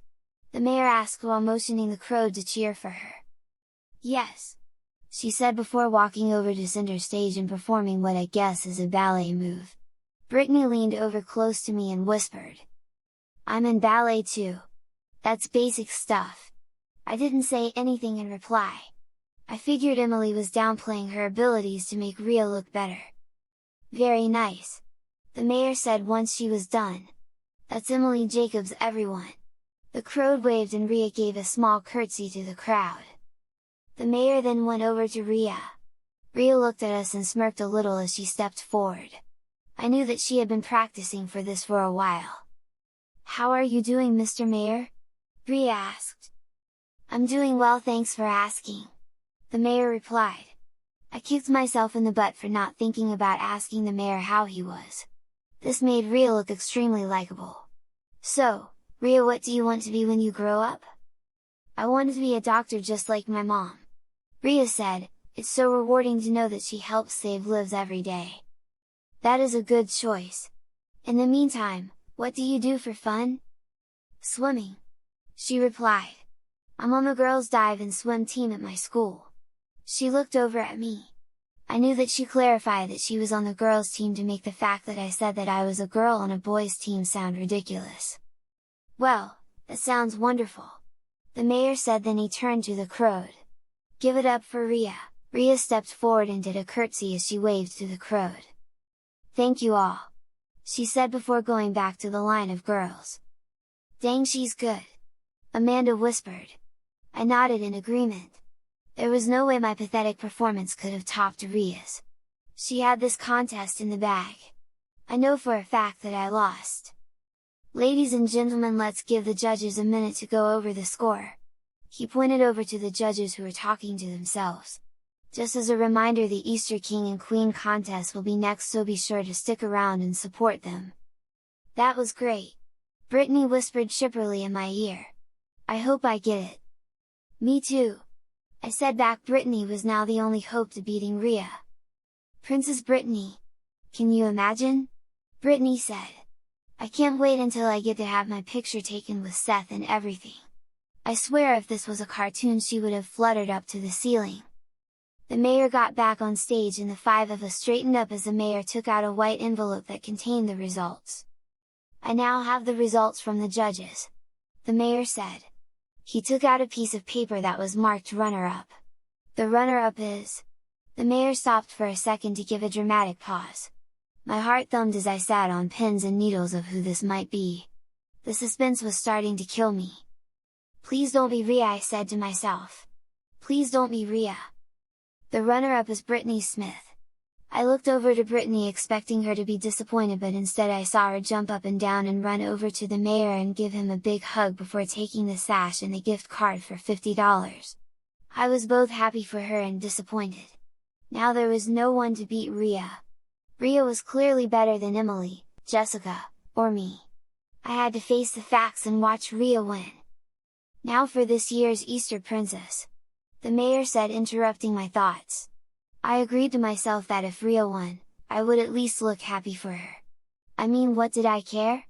Next year I will be back as a boy again. This was just a stupid contest. I mean, what was I going to do? Stand in front of Mrs. Yokel's class and tell everyone that I was Easter Princess at an Easter fair that they never heard of? This year's Easter Princess is…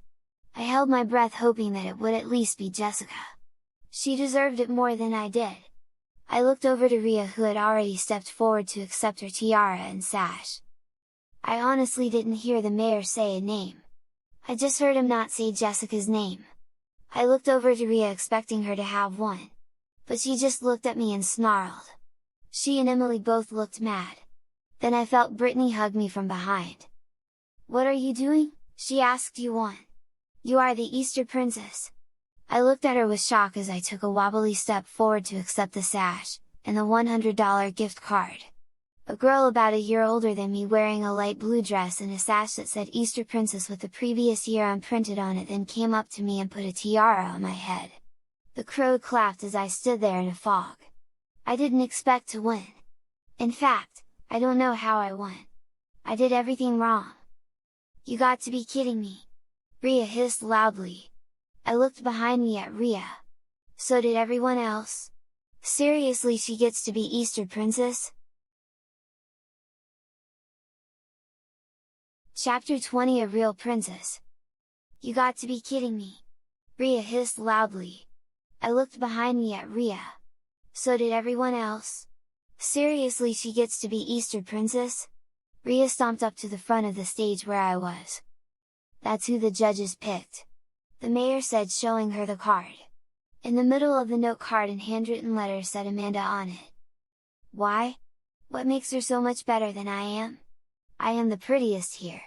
I'm the richest, most popular, and I know all of you have been to my mother's clinic." Rhea pointed over to the judges. One of them, a middle-aged man, stood up. "You want to know why you didn't get Easter Princess this year?" The man asked. "This isn't a beauty contest, nor is it a popularity contest. Do you want to know what set Brittany and Amanda apart?"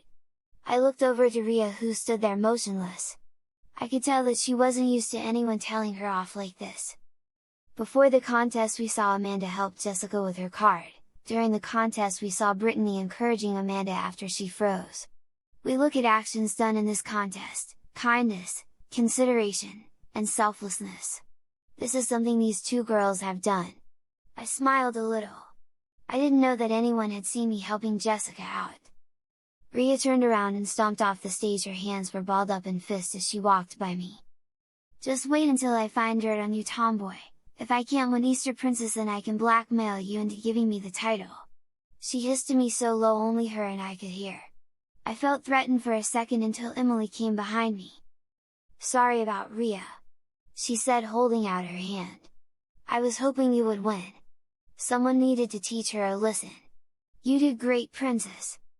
"Thank you," I said, shaking her hand. It kind of surprised me that Rhea's friend would come up to me and congratulate me.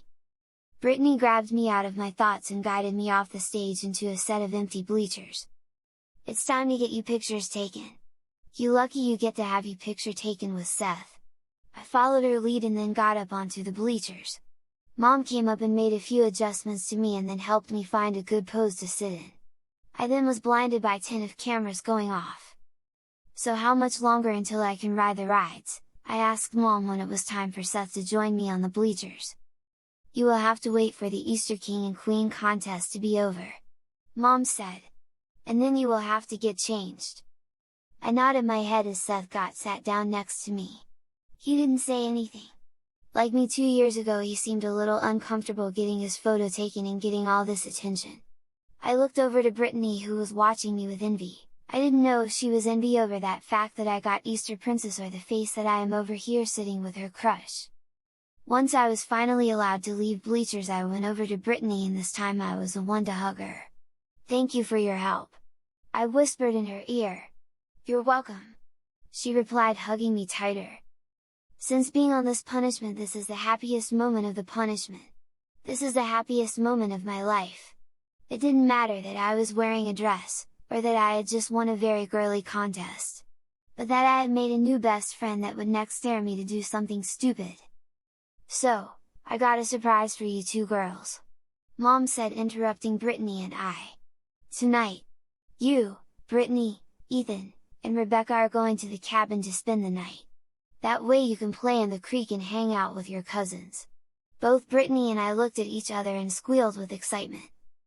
But little did I know my happiness was soon going to be destroyed.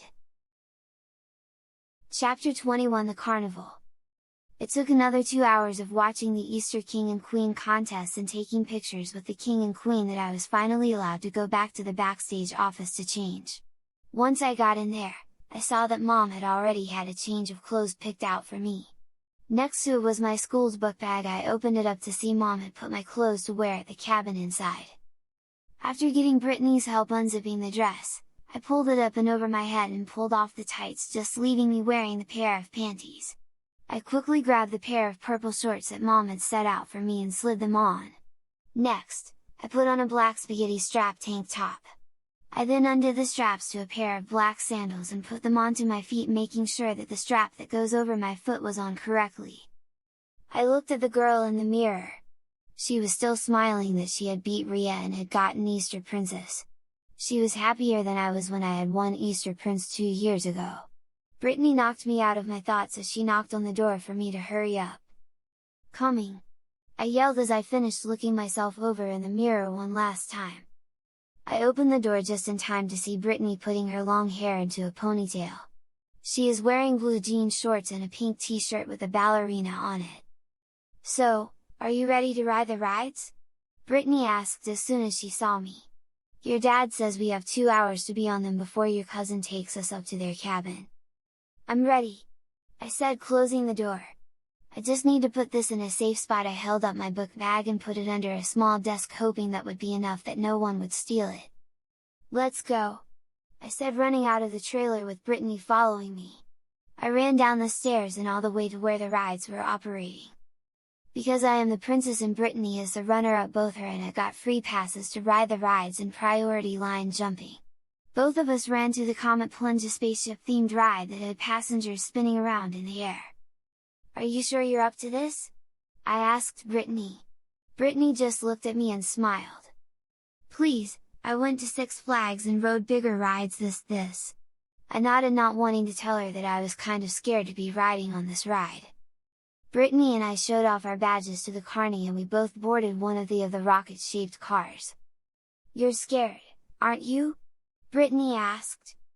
"I am not," I replied just as the carny put the shoulder harness over me, trapping me into the ride's cars. "I can see the fear in your face," Brittany said, pointing to my face. "I can't wait to hear you scream like a girl." "I will not," I said. I meant to say more, but at that moment the carny started the ride, rocketing the car forward. I let out a small girlish scream as I slowly got pushed back in my seat. Brittany laughed as she watched me scream while holding on to the restraints for dear life. The ride finally stopped, and it took me way too long to let go of the restraints. I looked over to Brittany, who already had the restraints lifted and was already getting off the ride. "You can let go now," she whispered to me. I slowly lifted the restraints, my heart was pounding as I slowly got off the ride. "You screamed like a little girl the whole time," Brittany said, laughing. "I did not," I said, even though yes, I did scream the whole time the ride was operating. "Come on, I bet you won't scream on the merry-go-round." Brittany and I left the ride hand in hand as she pulled me through the crowd. We were almost to the merry-go-round when we were stopped by Rhea. Rhea stood with her arms crossed, blocking the way for both of us. Behind her Emily stood looking sad, almost like she didn't want to be here with her. "So, tomboy! I'm so glad I found you!" Rhea said, "Let's talk." "I'm not giving you Easter Princess," I said, crossing my arms. "Oh, well, I know something that I bet this little one doesn't," Rhea said, pointing over to Brittany. "Rhea, don't!" Emily said, taking Rhea's shoulder. "You can still get it next year." "Nope, this is my year." "So, what is it going to be, tomboy? Hand me over the tiara and the sash or else." I looked behind me to Brittany, with a questionable look. She just shrugged. Rhea had to be bluffing. There was no way that Rhea could know who I really was. "You're not taking Easter Princess away from me," I replied, putting my arms across my chest. Rhea smiled a little before fishing something out of her pocket. "Fine, have it your way, Adam." I felt my blood run cold as she said my name. I froze as I thought about what to say. "That is, you right, Adam? Let's see here." She flipped a card over to show me my own school ID, the one that was in my book bag that I had left backstage. "Adam Trinan, 4th grader at Little Ridge Elementary School. You know, the picture on this ID looks almost just like you. Almost like you are Adam. Almost like you are really a boy." Behind Rhea, Emily stepped back in shame. I was completely frozen, and I couldn't even guess what Brittany was thinking. "I'll take the silence that I got you. Do you want everyone to know that you're a boy wearing girls' clothes? Pretending to be a girl? Tell you what, I will give you a trade if you give me Easter Princess, I will give you back your ID." I was about ready to take her trade. There was no way I wanted anyone else to know that I am really Adam. I probably just lost Brittany as a friend. I can only imagine what other people will think about me if they found out the truth. I about said deal to Rhea, but then I felt the hand on my shoulder. I turned around to find Brittany pulling me back and stepping forward. "Go ahead, tell," she said, getting in front of me. "I don't care if Amanda is really Adam or whoever. They're my friend. I'll stand with her or him." "I will too," Emily said, walking over to my side. They both took one of my hands in theirs. Rhea looked at them both now, just as panicked as I had been. "This isn't over," Rhea said, throwing my school ID on the ground and turning around, marching off back into the crowd. "I'll make sure she doesn't do anything," Emily said. "She's a pain when she doesn't get what she wants." Emily walked away, leaving both Brittany and I alone. Brittany bent down and picked up my ID. She looked at it for a second. "So, you're Adam?" she asked, sitting at a picnic table. I followed her and sat across from her. "Yes," I replied. "I bet there is a good story to be told." I nodded and began telling her about what had happened on Thursday. Chapter 22: The Cabin by the River. After an hour of riding the carnival rides, Rebecca finally found us and told Brittany and I that it was time to start heading to the cabin. I looked over at Brittany. "Are you sure you still want to come with us now that you know my secret?" I asked. Brittany stopped for a second and smiled. The only thing you have to worry about is whether or not I'll beat you to the car," Brittany said as she started to run. I smiled and began to run myself. Both Brittany and I ran over to Rebecca's Jeep where Ethan was already waiting for us. I got the door first and opened the door and got inside. "First!" I screamed loudly. "No fair!" Brittany said, getting in on the other side of the Jeep. Both of us giggled as we quickly closed the doors. Ethan, who was in the front seat, looked at us and rolled his eyes. "You two girls are weird," he said, looking back at us. "Yeah, looks like Amanda found her girly side," Brittany teased, rubbing my head. "Wait, does she know?" Ethan asked me. "Of course, I now know," Brittany explained. "Rhea found out who I was and tried to blackmail me. I said for clarification it's no big deal." "You should have told me," Ethan said, "I would have taught her a lesson." "Don't worry, I stood up for her," Brittany said cheerfully. Rebecca got into the driver's side of the Jeep and started it up. Ethan looked at me for a long second, probably tried to see if I wasn't okay. "Next time get me," he whispered. Rebecca started out of the parking lot and drove down the blacktop road that was lined with cornfields being ready for this year's harvest. I watched out the window. Everything here was calmer than they are in Indianapolis. Things are a lot slower, almost a little better. Here I didn't have to prove that I was the best by being mean to a girl. Instead, here I could prove that I was the best by my kind actions. The cabin that Rebecca is taking us to used to be my great-grandfather's home. He had built it himself after coming to America from England. The cabin is 2 floors, the bottom floor is where the kitchen and the living area is, and the top floor is where the 3 bedrooms are. A large porch wrapped around 2 sides of the cabin that overlooked the river. "This is amazing," Brittany said, looking out the window. "I know," I agreed. Rebecca parked the Jeep in front of one of the storage barns and we all got out. I put my book bag on and began walking to the cabin. "So, I'm taking the master bedroom. Ethan, you will get the bedroom on the left of my bedroom, and girls, you will get the bedroom on the right." Brittany looked over at me and smiled. "We're going to be roomies," Brittany cheered. "Get settled," Rebecca continued, "put on your swimming clothes and let's meet here in a half hour. While you all go swimming, I will get the fire started." "Okay, Ethan, Brittany," and I said at once as we ran up the stairs to the porch and ran into the cabin. We ran upstairs and Brittany and I went into our room. I pulled off my book bag and quickly looked inside for the girls' one-piece swimsuit that I wore the other day at the hotel. But then I froze. It wasn't in there. I dumped out all the clothes that was inside and still there was no swimsuit. "No!" I said. My heart dropped as I realized that this meant I wouldn't be able to go swimming in the river. "What?" Brittany asked, looking over my shoulder. She already had her one-piece swimsuit in her hand. "My parents forgot to pack my swimsuit," I said, defeated. "Oh no!" she whispered. "Now what?" "I don't know," I said, sighing a little. Usually if I forget my swim trunk I would just swim in my shorts.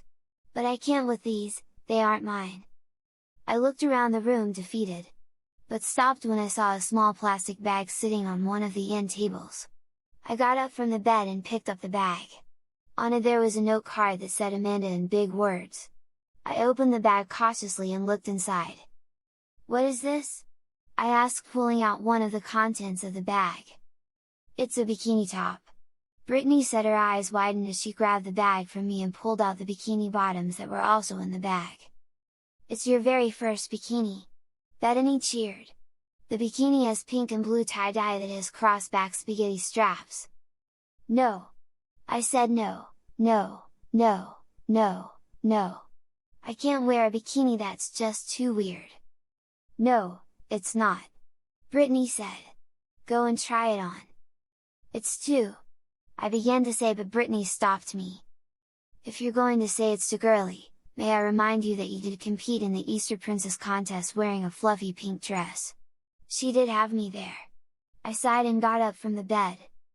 "Where are you going?" Amanda asked. "To the bathroom to change," I said. I didn't have much of a choice. If I wanted to go swimming, then I must suck up my hesitations and just get over the fact that I was going to wear a bikini.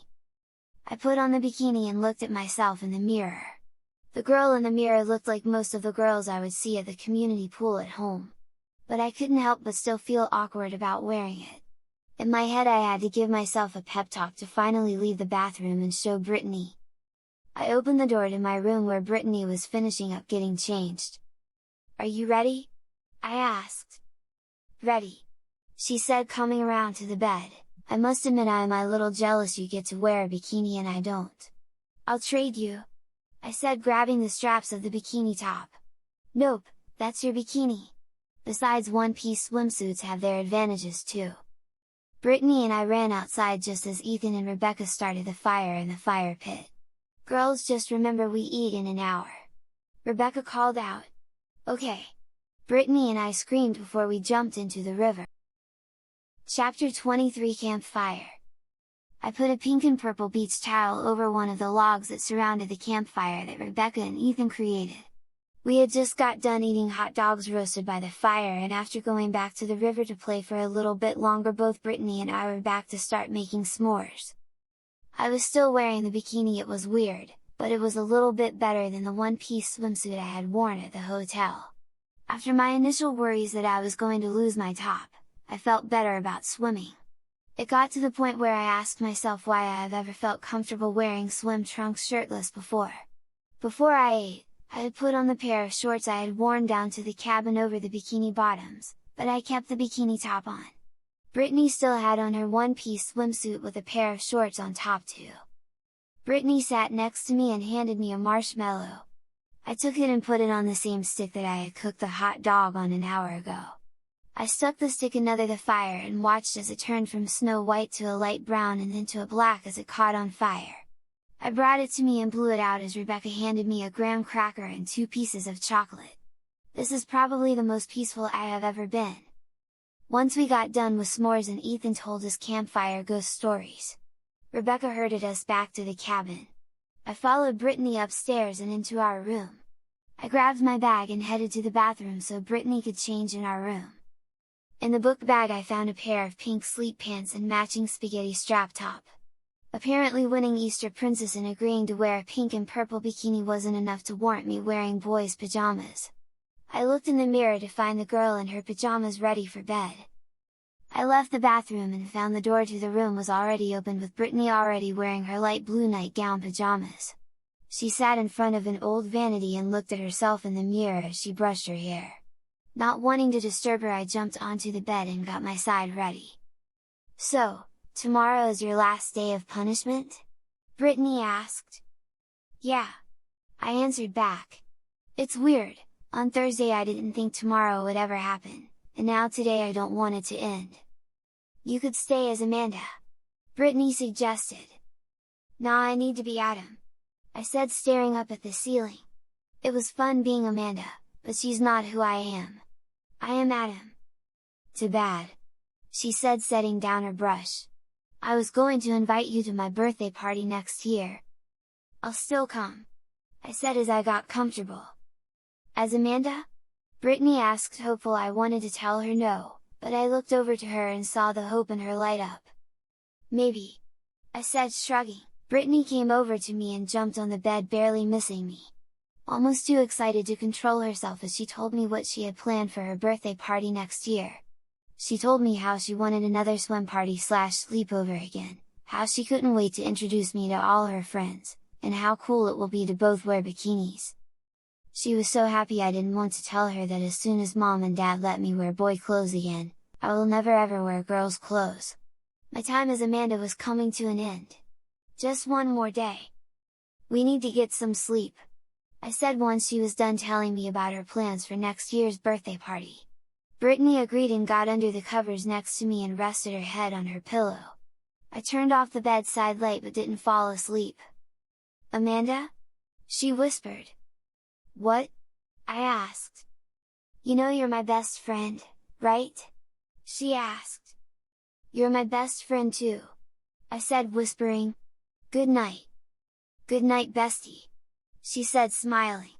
Chapter 24 The Choice. I woke up as the sun's rays started to come through the window. Brittany was still asleep next to me. I slowly moved out of the bed and slowly walked to the door, opening it slowly so it wouldn't wake her. I walked down the hall and down the stairs where I found Rebecca in the kitchen. "You're up early?" Rebecca said as she started scrabbling eggs. "The sun woke me up," I explained. "I see," Rebecca said while she cooked. "I went ahead and set out your clothes for you on the dresser in your room.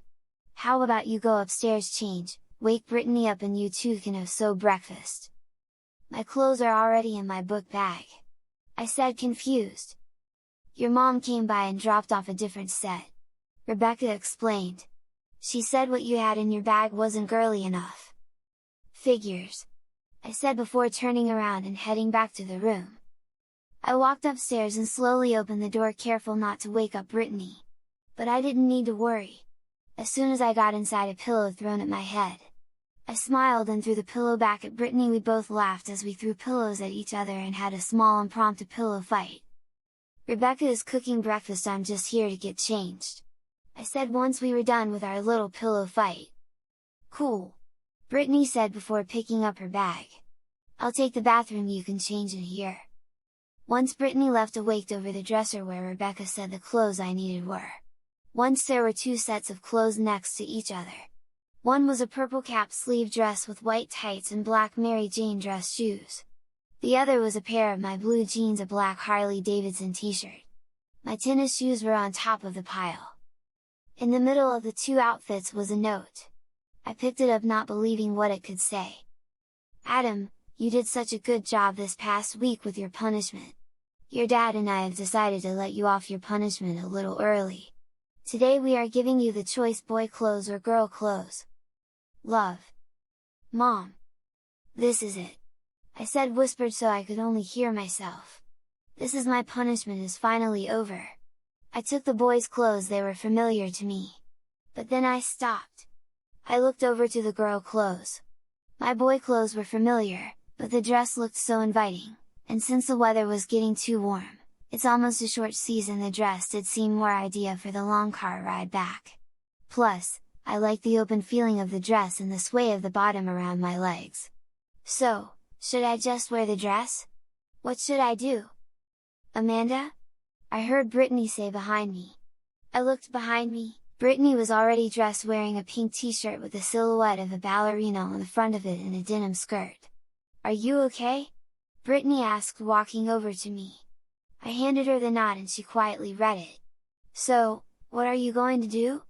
she asked. "Are you wearing boy clothes or girl clothes?" "I don't know," I admitted. "What do you think?" "It's not up to me," Brittany said. "Either way, you're still my friend." Mom and Dad picked Brittany and I up from the cabin 2 hours after breakfast. We were finally heading back to Indianapolis, and on the way we're dropping Brittany off at her house. I watched as the dusty gravel road soon gave way to the blacktop county road and then finally to the highway. As soon as we hit the highway, I looked away from the window and down to my legs. I pulled at the tights as I smiled a little. It had only taken another minute of thinking before I decided to just wear the dress and be Amanda just for one more day. Brittany took my hand and smiled. "I'm going to miss you, I can't wait to see you next year," she whispered. "Same," I said. Dad pulled up the car to her house and she got her stuff gathered up. "Thanks for the great time, Amanda," she said before whispering. "I hope you're Amanda next year too. But if not, I can't wait to re-meet you as Adam." She leaned into me and gave me a small hug. "Bye," I whispered, wishing that she didn't have to go, wishing that she didn't live so far away, and hoping that next year would come faster. "Bye," she repeated before turning around and running back to her house. I watched as she ran up her front porch and into the house as Dad pulled away. "Next stop home," Dad said. But I didn't react, instead I just looked down at the white tights that were covering me legs. I know that this will be the last time that I wear them or any other girly clothes. I was relieved by this, but also still a little sad. Chapter 25 Home. Going through the main streets of the Indianapolis suburb that I live in, I couldn't help but feel a little scared. Everything around me was the same, but I wasn't. I left here scared that everyone would see me wearing girls' clothes, and now I return just a little less scared of everyone seeing me wearing them. Dad stopped the car in front of our house. Just like before, he didn't put it into the garage. Instead, he instructed me to be the middleman, carrying things from the trunk of the car to the house repeatedly. I did what he told me. He would hand me a suitcase from the car's trunk, and I would take it to the front door to where Mom was waiting to take it inside.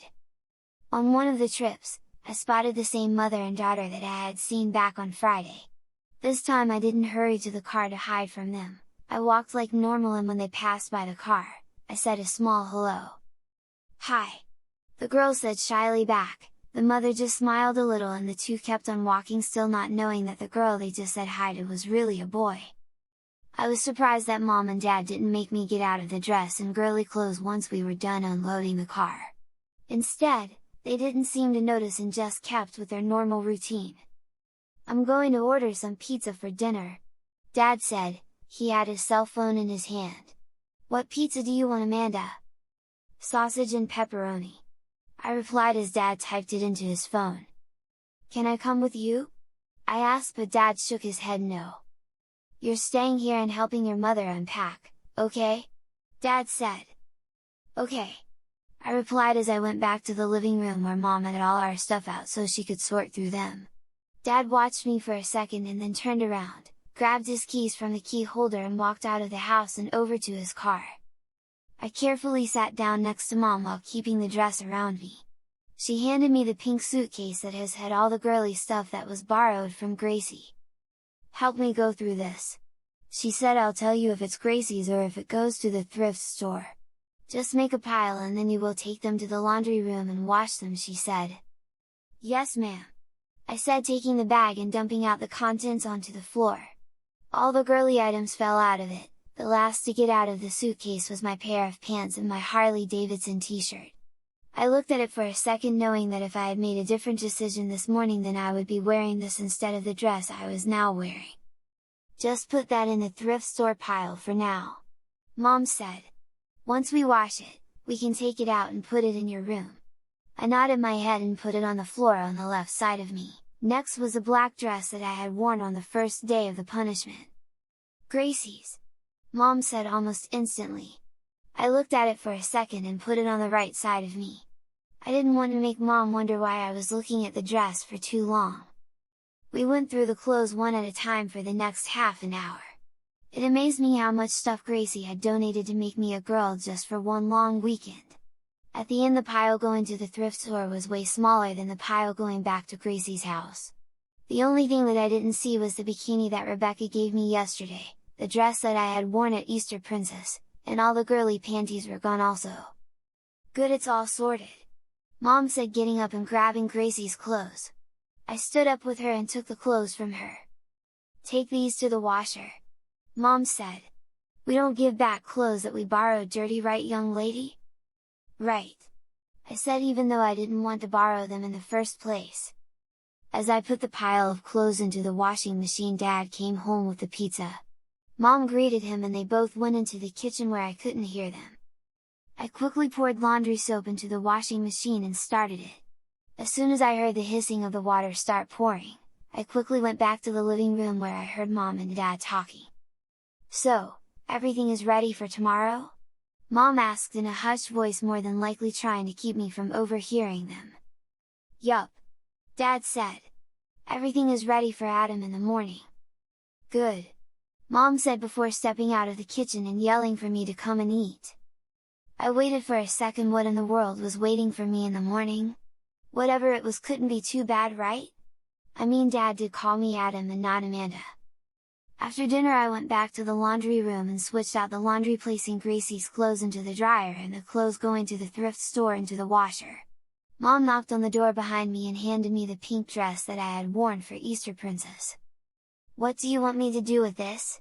I asked, taking the dress from her. "It's your dress," Mom said, "go put it in your closet." "But Mom," I whined. "But nothing, Adam," Mom said, stopping me. "It will be in your closet, serving as a reminder to you of the punishment you had this weekend. And if you're being bad, we might bring it out again and make you wear it as more of a punishment. Are we clear?" I looked at the dress and gulped. Yes. I said. I turned around to my room and opened my closet. Inside were all my boys' t-shirts, button-up dress shirts and school uniforms with the polos on the hanger over a pair of slacks. I put the dress on the very end of the rack where unless someone was looking for it, they wouldn't know that it was in there. The pink girly dress looked very out of place next to the muted colors of my shirts. I tried to think about what a girl my age's closet would look like. There would be more bright playful colors with pinks and purples. Dresses and tops of all types would line the closet. Then I thought about Brittany. She was a girl. Having dresses in her closet was probably normal for her. Mom walked into my room and handed me the 2 pairs of heeled shoes. I took them, looking at her questionably. "These go on your shoe shelf," Mom said, handing them to me. Defeated, I took the shoes and placed them on the bottom shelf of my shoe shelf. Once the dryer was done, I took Gracie's clothes out of the dryer and into a laundry basket. Then I put the thrift store clothes into the dryer. On Mom's orders, I took the clothes basket to the living room and sat on the couch. "Now fold them," Mom ordered. We don't bring back clothes that we borrowed unfolded. For the second time I wanted to remind Mom that I never wanted to borrow Gracie's clothes, but I kept quiet. Instead, I picked up a dress and folded it the best that I could. I repeated the steps until all the clothes were folded. "Good," Mom said, taking the laundry basket. She grabbed a cardboard box and had me transfer the clothes into it. "Now, go get ready for bed," Mom said. "I will take care of the remaining clothes." "Okay," I said, happy to finally be allowed to go back to my room.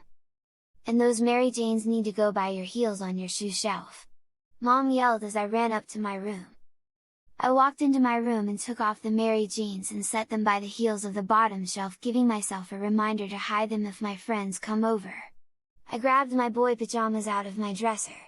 This was the first boy clothes that I have worn since Thursday. I took off the dress and tights and put them in my dirty clothes hamper with no idea where Mom wanted them. I don't recall if I had forgotten to take off the girly panties or if I somehow just wanted to keep them on, but the fact is that under my boy pajamas were girly panties. I put on my pajamas feeling weird about wearing my clothes now. My black Batman pajama pants with little Batman logos seemed to contradict the pink pajamas that I had worn last night. Mom came into my room and tucked me into bed. I was tired and I couldn't wait to go to sleep. Tomorrow I was going to be a boy again and I couldn't wait. "Good night, Adam," Mom said, looking back at me. "Good night, Mom," I said with a yawn. Chapter 26: Gracie's Choice. Dad woke me up before the sun came up. He turned on my room's lights as I slowly came back from whatever dream I had been having. I blinked as the blurry image of my father came into focus. "Get ready for school, Adam," he said sternly. "I'll be taking you." This instantly raised some red flags. Dad didn't normally take me to school. I have always taken the bus to Little Ridge Elementary. I got up and grabbed my uniform out of the closet, but none of them were there. Instead, the girl's black school uniform jumper was there on its hanger. The girly polo was hung next to it, and on my dresser sat a pair of white knee socks and a pair of pink panties neatly folded up. I grabbed the uniform from my bed and walked back into the hallway and into my parents' room.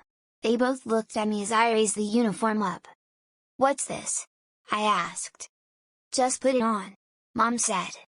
"But I thought I was done with my punishment," I said, defeated. I tried to think of how and if I did something wrong. "Just put it on," Dad said, repeating, "Mom, I will explain later." He pointed to the door, and I slowly left the room.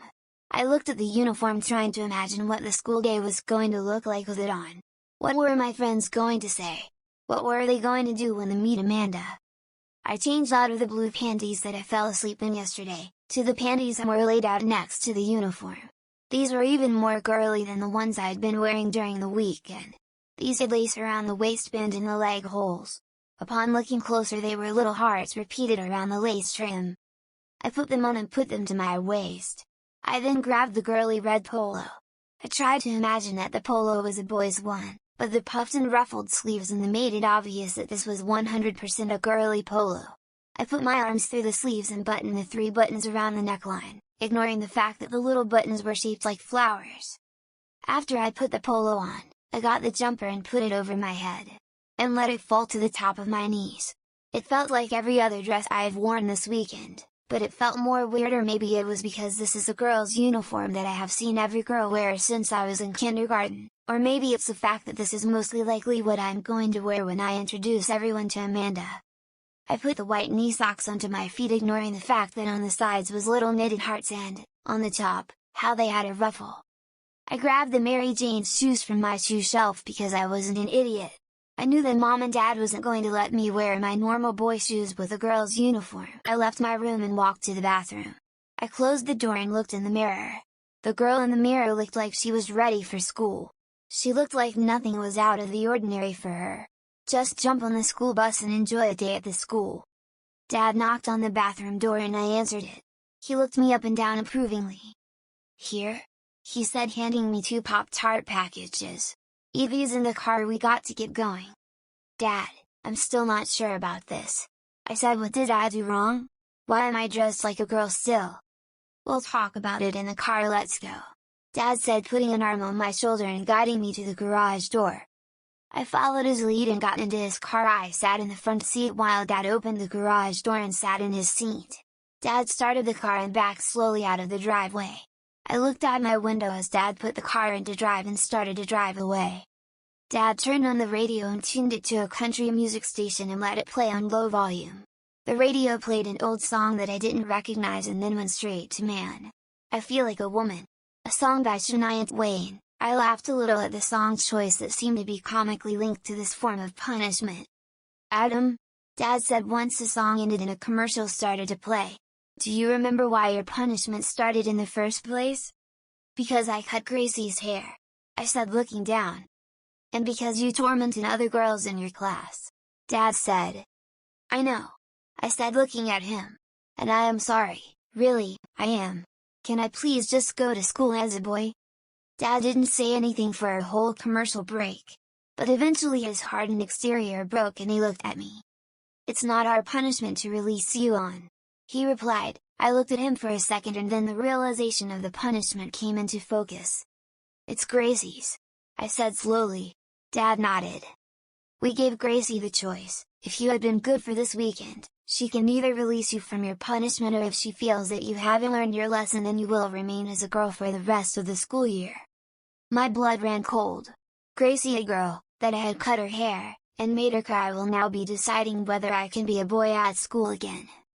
"There's another part to your punishment that we will discuss after school," Dad said, "but right now your future rests on what Gracie says." "This isn't fair," I said, trying to hold back tears. "It wasn't fair for Gracie to have her hair chopped off either," Dad retorted. "Look, last night I talked to Gracie's parents while I was out grabbing pizza. They will talk to Gracie on your behalf, but just like she has no choice to have her hair shortened, you have no choice whether you wear a jumper or not the rest of the school year."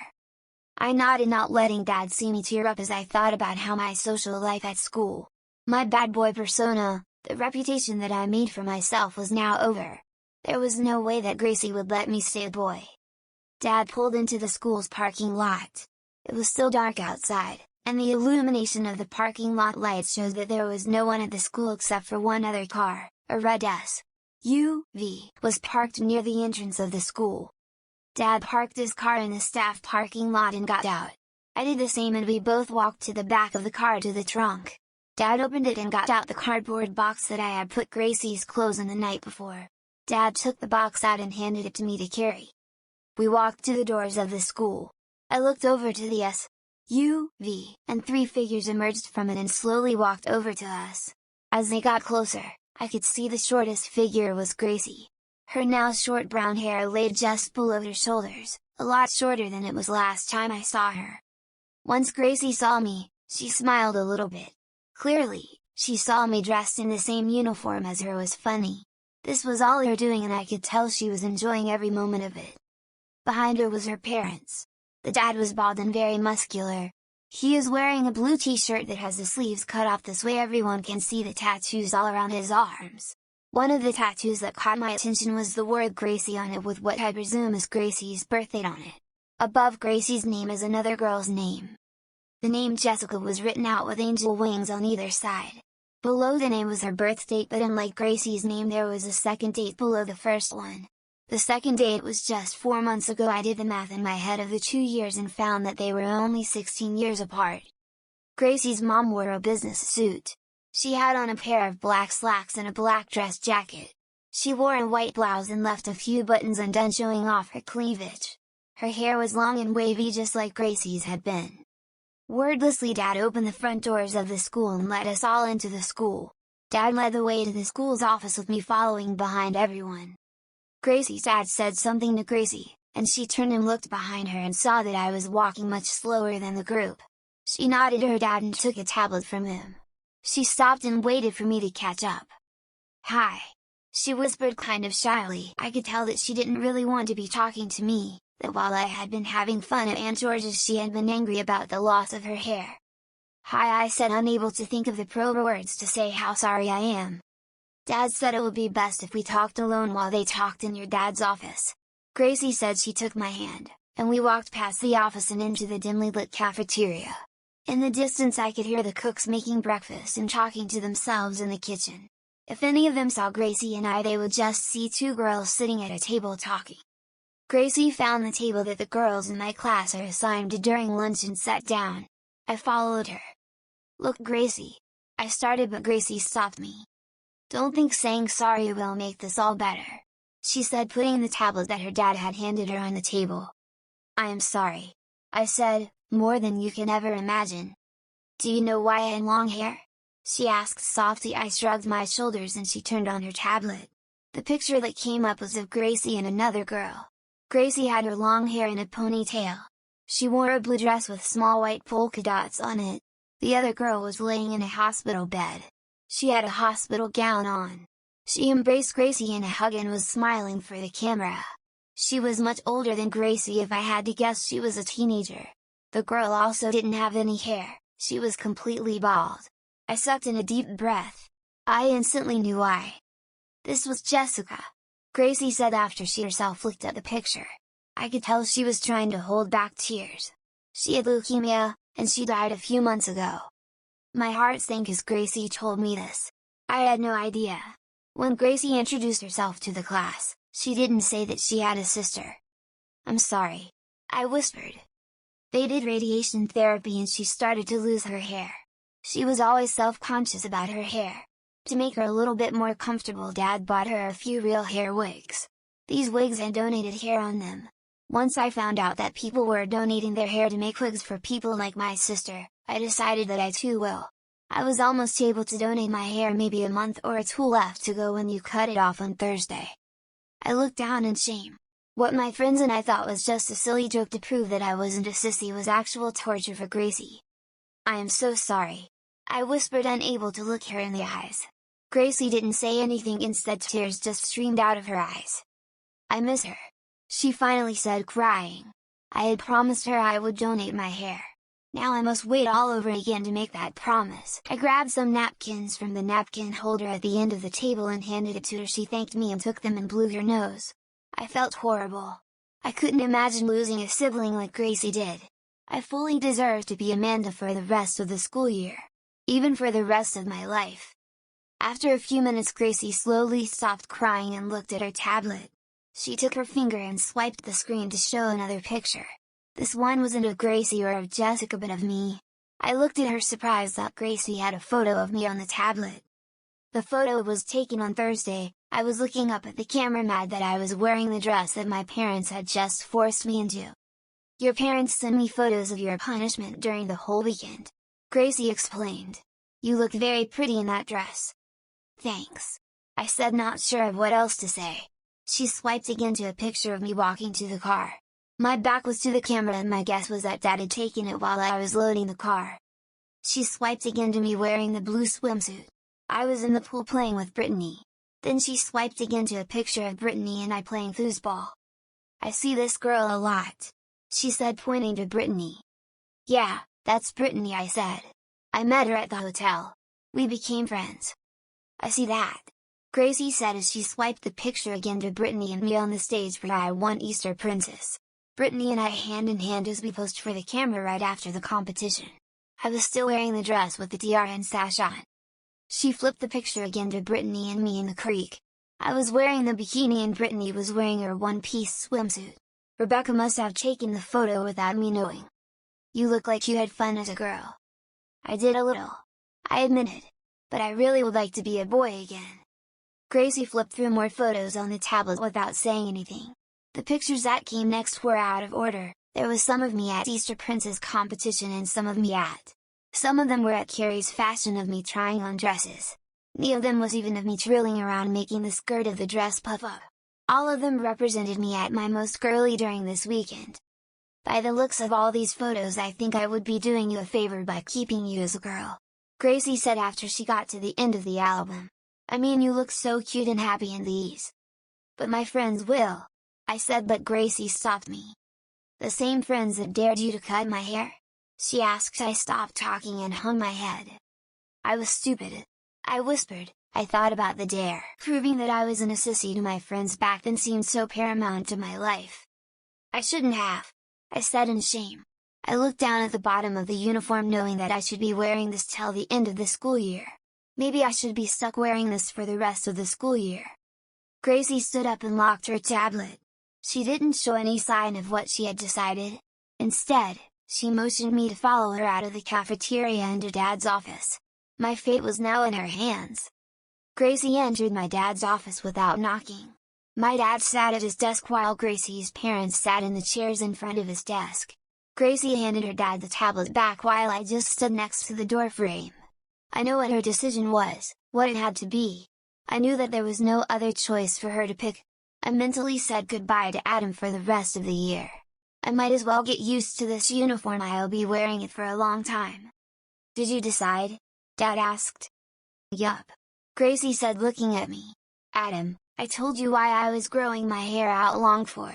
I nodded my head yes. I looked over to Gracie's dad's tattoo and found Jessica's name on it again. Now that I knew the story of the girl behind the tattoo, I felt saddened for this family. My choice is to let you be a boy again on one condition. I couldn't believe my ears. Gracie was going to let me be a boy again. I could finally be out of this uniform. But then I had to pause. What was the condition? What did Gracie want me to do?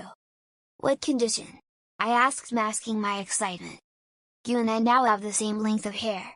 Since it will take me a while to regrow my hair to make my first wig, I think you should have to join me and grow yours out too.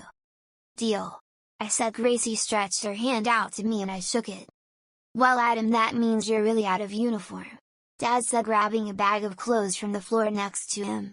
I smiled and took the bag. Once you're done getting changed, come back and we will talk about what happens next, Dad said. I took off for the school bathroom. I was too excited that I was going to be a boy that didn't notice that I had accidentally went into the girls' bathroom. I threw off the girls' uniform as fast as I could and grabbed my uniform, unfolded everything only to find there were no boxers in the pile of clothes. I stopped for a moment wondering what I was supposed to do. I finally decided just to keep the panties on and asked Dad if he could call Mom to get me a pair of boxers before school start for the day. I went to the large mirror that hung above the sinks. The girl in the mirror was no longer there. Instead, I see a boy eye the mirror. Hi Adam, I whispered in my reflection, welcome back. I left the girls' room making sure that there was no one around to see me leave the bathroom. Already some students were filtering into the school as the hallway lights were brightened. I could smell breakfast being served by the cook in the cafeteria. I got back to the office to find Gracie sitting in the waiting room. Her parents had already left and Gracie waited for school to begin. I walked into Dad's office to find him writing an email. Dad, you forgot a pair of boxers, I said, sitting in one of the chairs. I didn't, Dad said, leaning back in his chair. Your mom and I decided to keep you focused on Gracie's terms of growing out your hair that you need a constant reminder. Like what? I asked. Well, first you are going to have your hair trimmed every month so it can grow out, and you will be wearing panties up until the day that you grow your hair out long enough to make it into a wig. How long is that going to be? I asked. Years. He said, you will probably be in middle school when you don't need it. My heart fell. I was in the 4th grade. Middle school was still 2 years away and I was going to be stuck wearing stupid panties for all that time. I walked out of Dad's office defeated. Gracie saw me coming out and she got up to walk with me to her class. I looked over at her, glad that I wouldn't have to wear the girls' uniform for the rest of the school year. So, my mom is sending your mom information about donating hair. Gracie said. Thanks for agreeing. You're welcome. I said I decided not to tell her that I was now stuck wearing panties until then. The less she knew the better. Listen, I said, stopping her before we got to Mrs. Yokman's room. About my punishment, can you please? Gracie cut me off. Don't worry, I won't tell anyone about Amanda. She said, I promise. Thank you, I said before walking into the classroom. Mrs. Yokman split me up from Eric and Alex. She put my desk in the very front of the classroom right next to her desk. I guess she didn't want to take another chance on me cutting another girl's ponytail off. I sat down awkwardly as I tried to keep anyone from seeing the pink panties. That was the last thing I needed. Gracie sat down in her normal seat and looked over at me and smiled. Smiled back and took a deep breath before turning around and looking at the chalkboard. After the school bus dropped me off at my house, I quickly ran upstairs to my room. Mom and Dad were not home yet. I got into my room and shut the door. I went directly to my underwear drawer and looked inside to find dozens of pairs of panties all neatly rolled into rows inside my drawer. None of them that I could see were plain white, most of them had patterns on them, some were a solid color, and some had extra girly details. None were boyish at all. I guess you really can't make a boyish pair of girls' panties anyways. I checked my other drawers. All of them had boy clothes inside. I checked the closet except for the dress in the very back. All the shirts were boys' shirts. I sighed in relief. Maybe I could do this part of the punishment. It's just panties after all. It's not like I'll be wearing a dress every day again. Mom came home and started cooking. I walked downstairs and joined her in the kitchen, volunteering to wash the dishes as she cooked. Thank you, Adam, she said, handing me a mixing bowl. Did your dad tell you about your underwear? Yes, I said, stopping for a second. Good, make sure you wear them, Mom said before she resumed cooking. Chapter 27. 1 year later. Wednesday. I grabbed my suitcase from the hall closet and put it on my bed. You unzipped it and looked at the list Mom had written me, reminding me of what I need to put in here. I missed last year when Mom did it for me. But on second thought, last year was when I wore nothing but girls' clothes for the trip. This year there is no punishment, this year there is no reason for me to go as a girl. The only girly things that I need in my suitcase are my panties. I picked out some pairs that were solid color and didn't have anything too girly on them. Over the past year I have become a master of hiding the fact that I must wear them because of the stupid deal with Gracie. I have gone to sleepovers and special events with my class and still no one knows about the punishment or panties. Gracie at least kept her part. For that I am thankful. I guess I can't complain though. If Gracie hadn't chosen for my punishment to be officially over, I would have had to wear a girl's uniform to class. Trust me, there is no hiding that. I threw the panties into my suitcase and quickly found something to cover them up. Even though my cousins saw me dressed as a girl last year, I didn't want to go advertising to them that I was still having to wear panties. That would just be too weird. I looked in the mirror, my hair was still way too short to have it made into a wig. Mom has been having me take better care of it and now has me putting girly shampoo and conditioner in it. She says it's to help it grow healthier and a little faster. But I think she just wants me to smell like lavender or roses all the time. Since the last year my grades have gone up. So much in fact that my previous C's and D's were now A's and B's. Mom and Dad were so happy with my final grade card that they gave me my very own cell phone. The first number I saved in its address book after Mom and Dad's was Brittany's. I haven't talked to my old friends as much after leaving the 4th grade. Their dare almost got me wearing a girl's uniform. I stayed away from them and instead made friends with the kids in my neighborhood. A couple of them are even girls. I will never admit to them that for a week I was also a girl. I'm going to keep that one quiet. Staying away from my former friends was made even easier when we found out that we were going to be in different classes during our 5th grade year. Gracie is also in the same class as me. We don't talk very much, but every once in a while, she will stop me in the hallway and ask me how I'm doing at growing out my hair. Gracie and I still have a long way to go. My phone buzzed, taking me out of my thoughts. I looked at it and saw that it was from Brittany. I quickly opened it and went to the Messenger app. Hey, I got a great idea for my birthday party. The message read. I smiled a little. We are leaving a day early so I can go to her birthday party while Mom and Dad stay at a hotel. Then the phone dinged again. For Amanda. Dear reader, thank you so much for listening to Punishment by Olivia Julius. It is my great pleasure to mark this story as finished. Please don't worry though, Adam will be back in Punishment too. The story should be coming out sometime in 2023.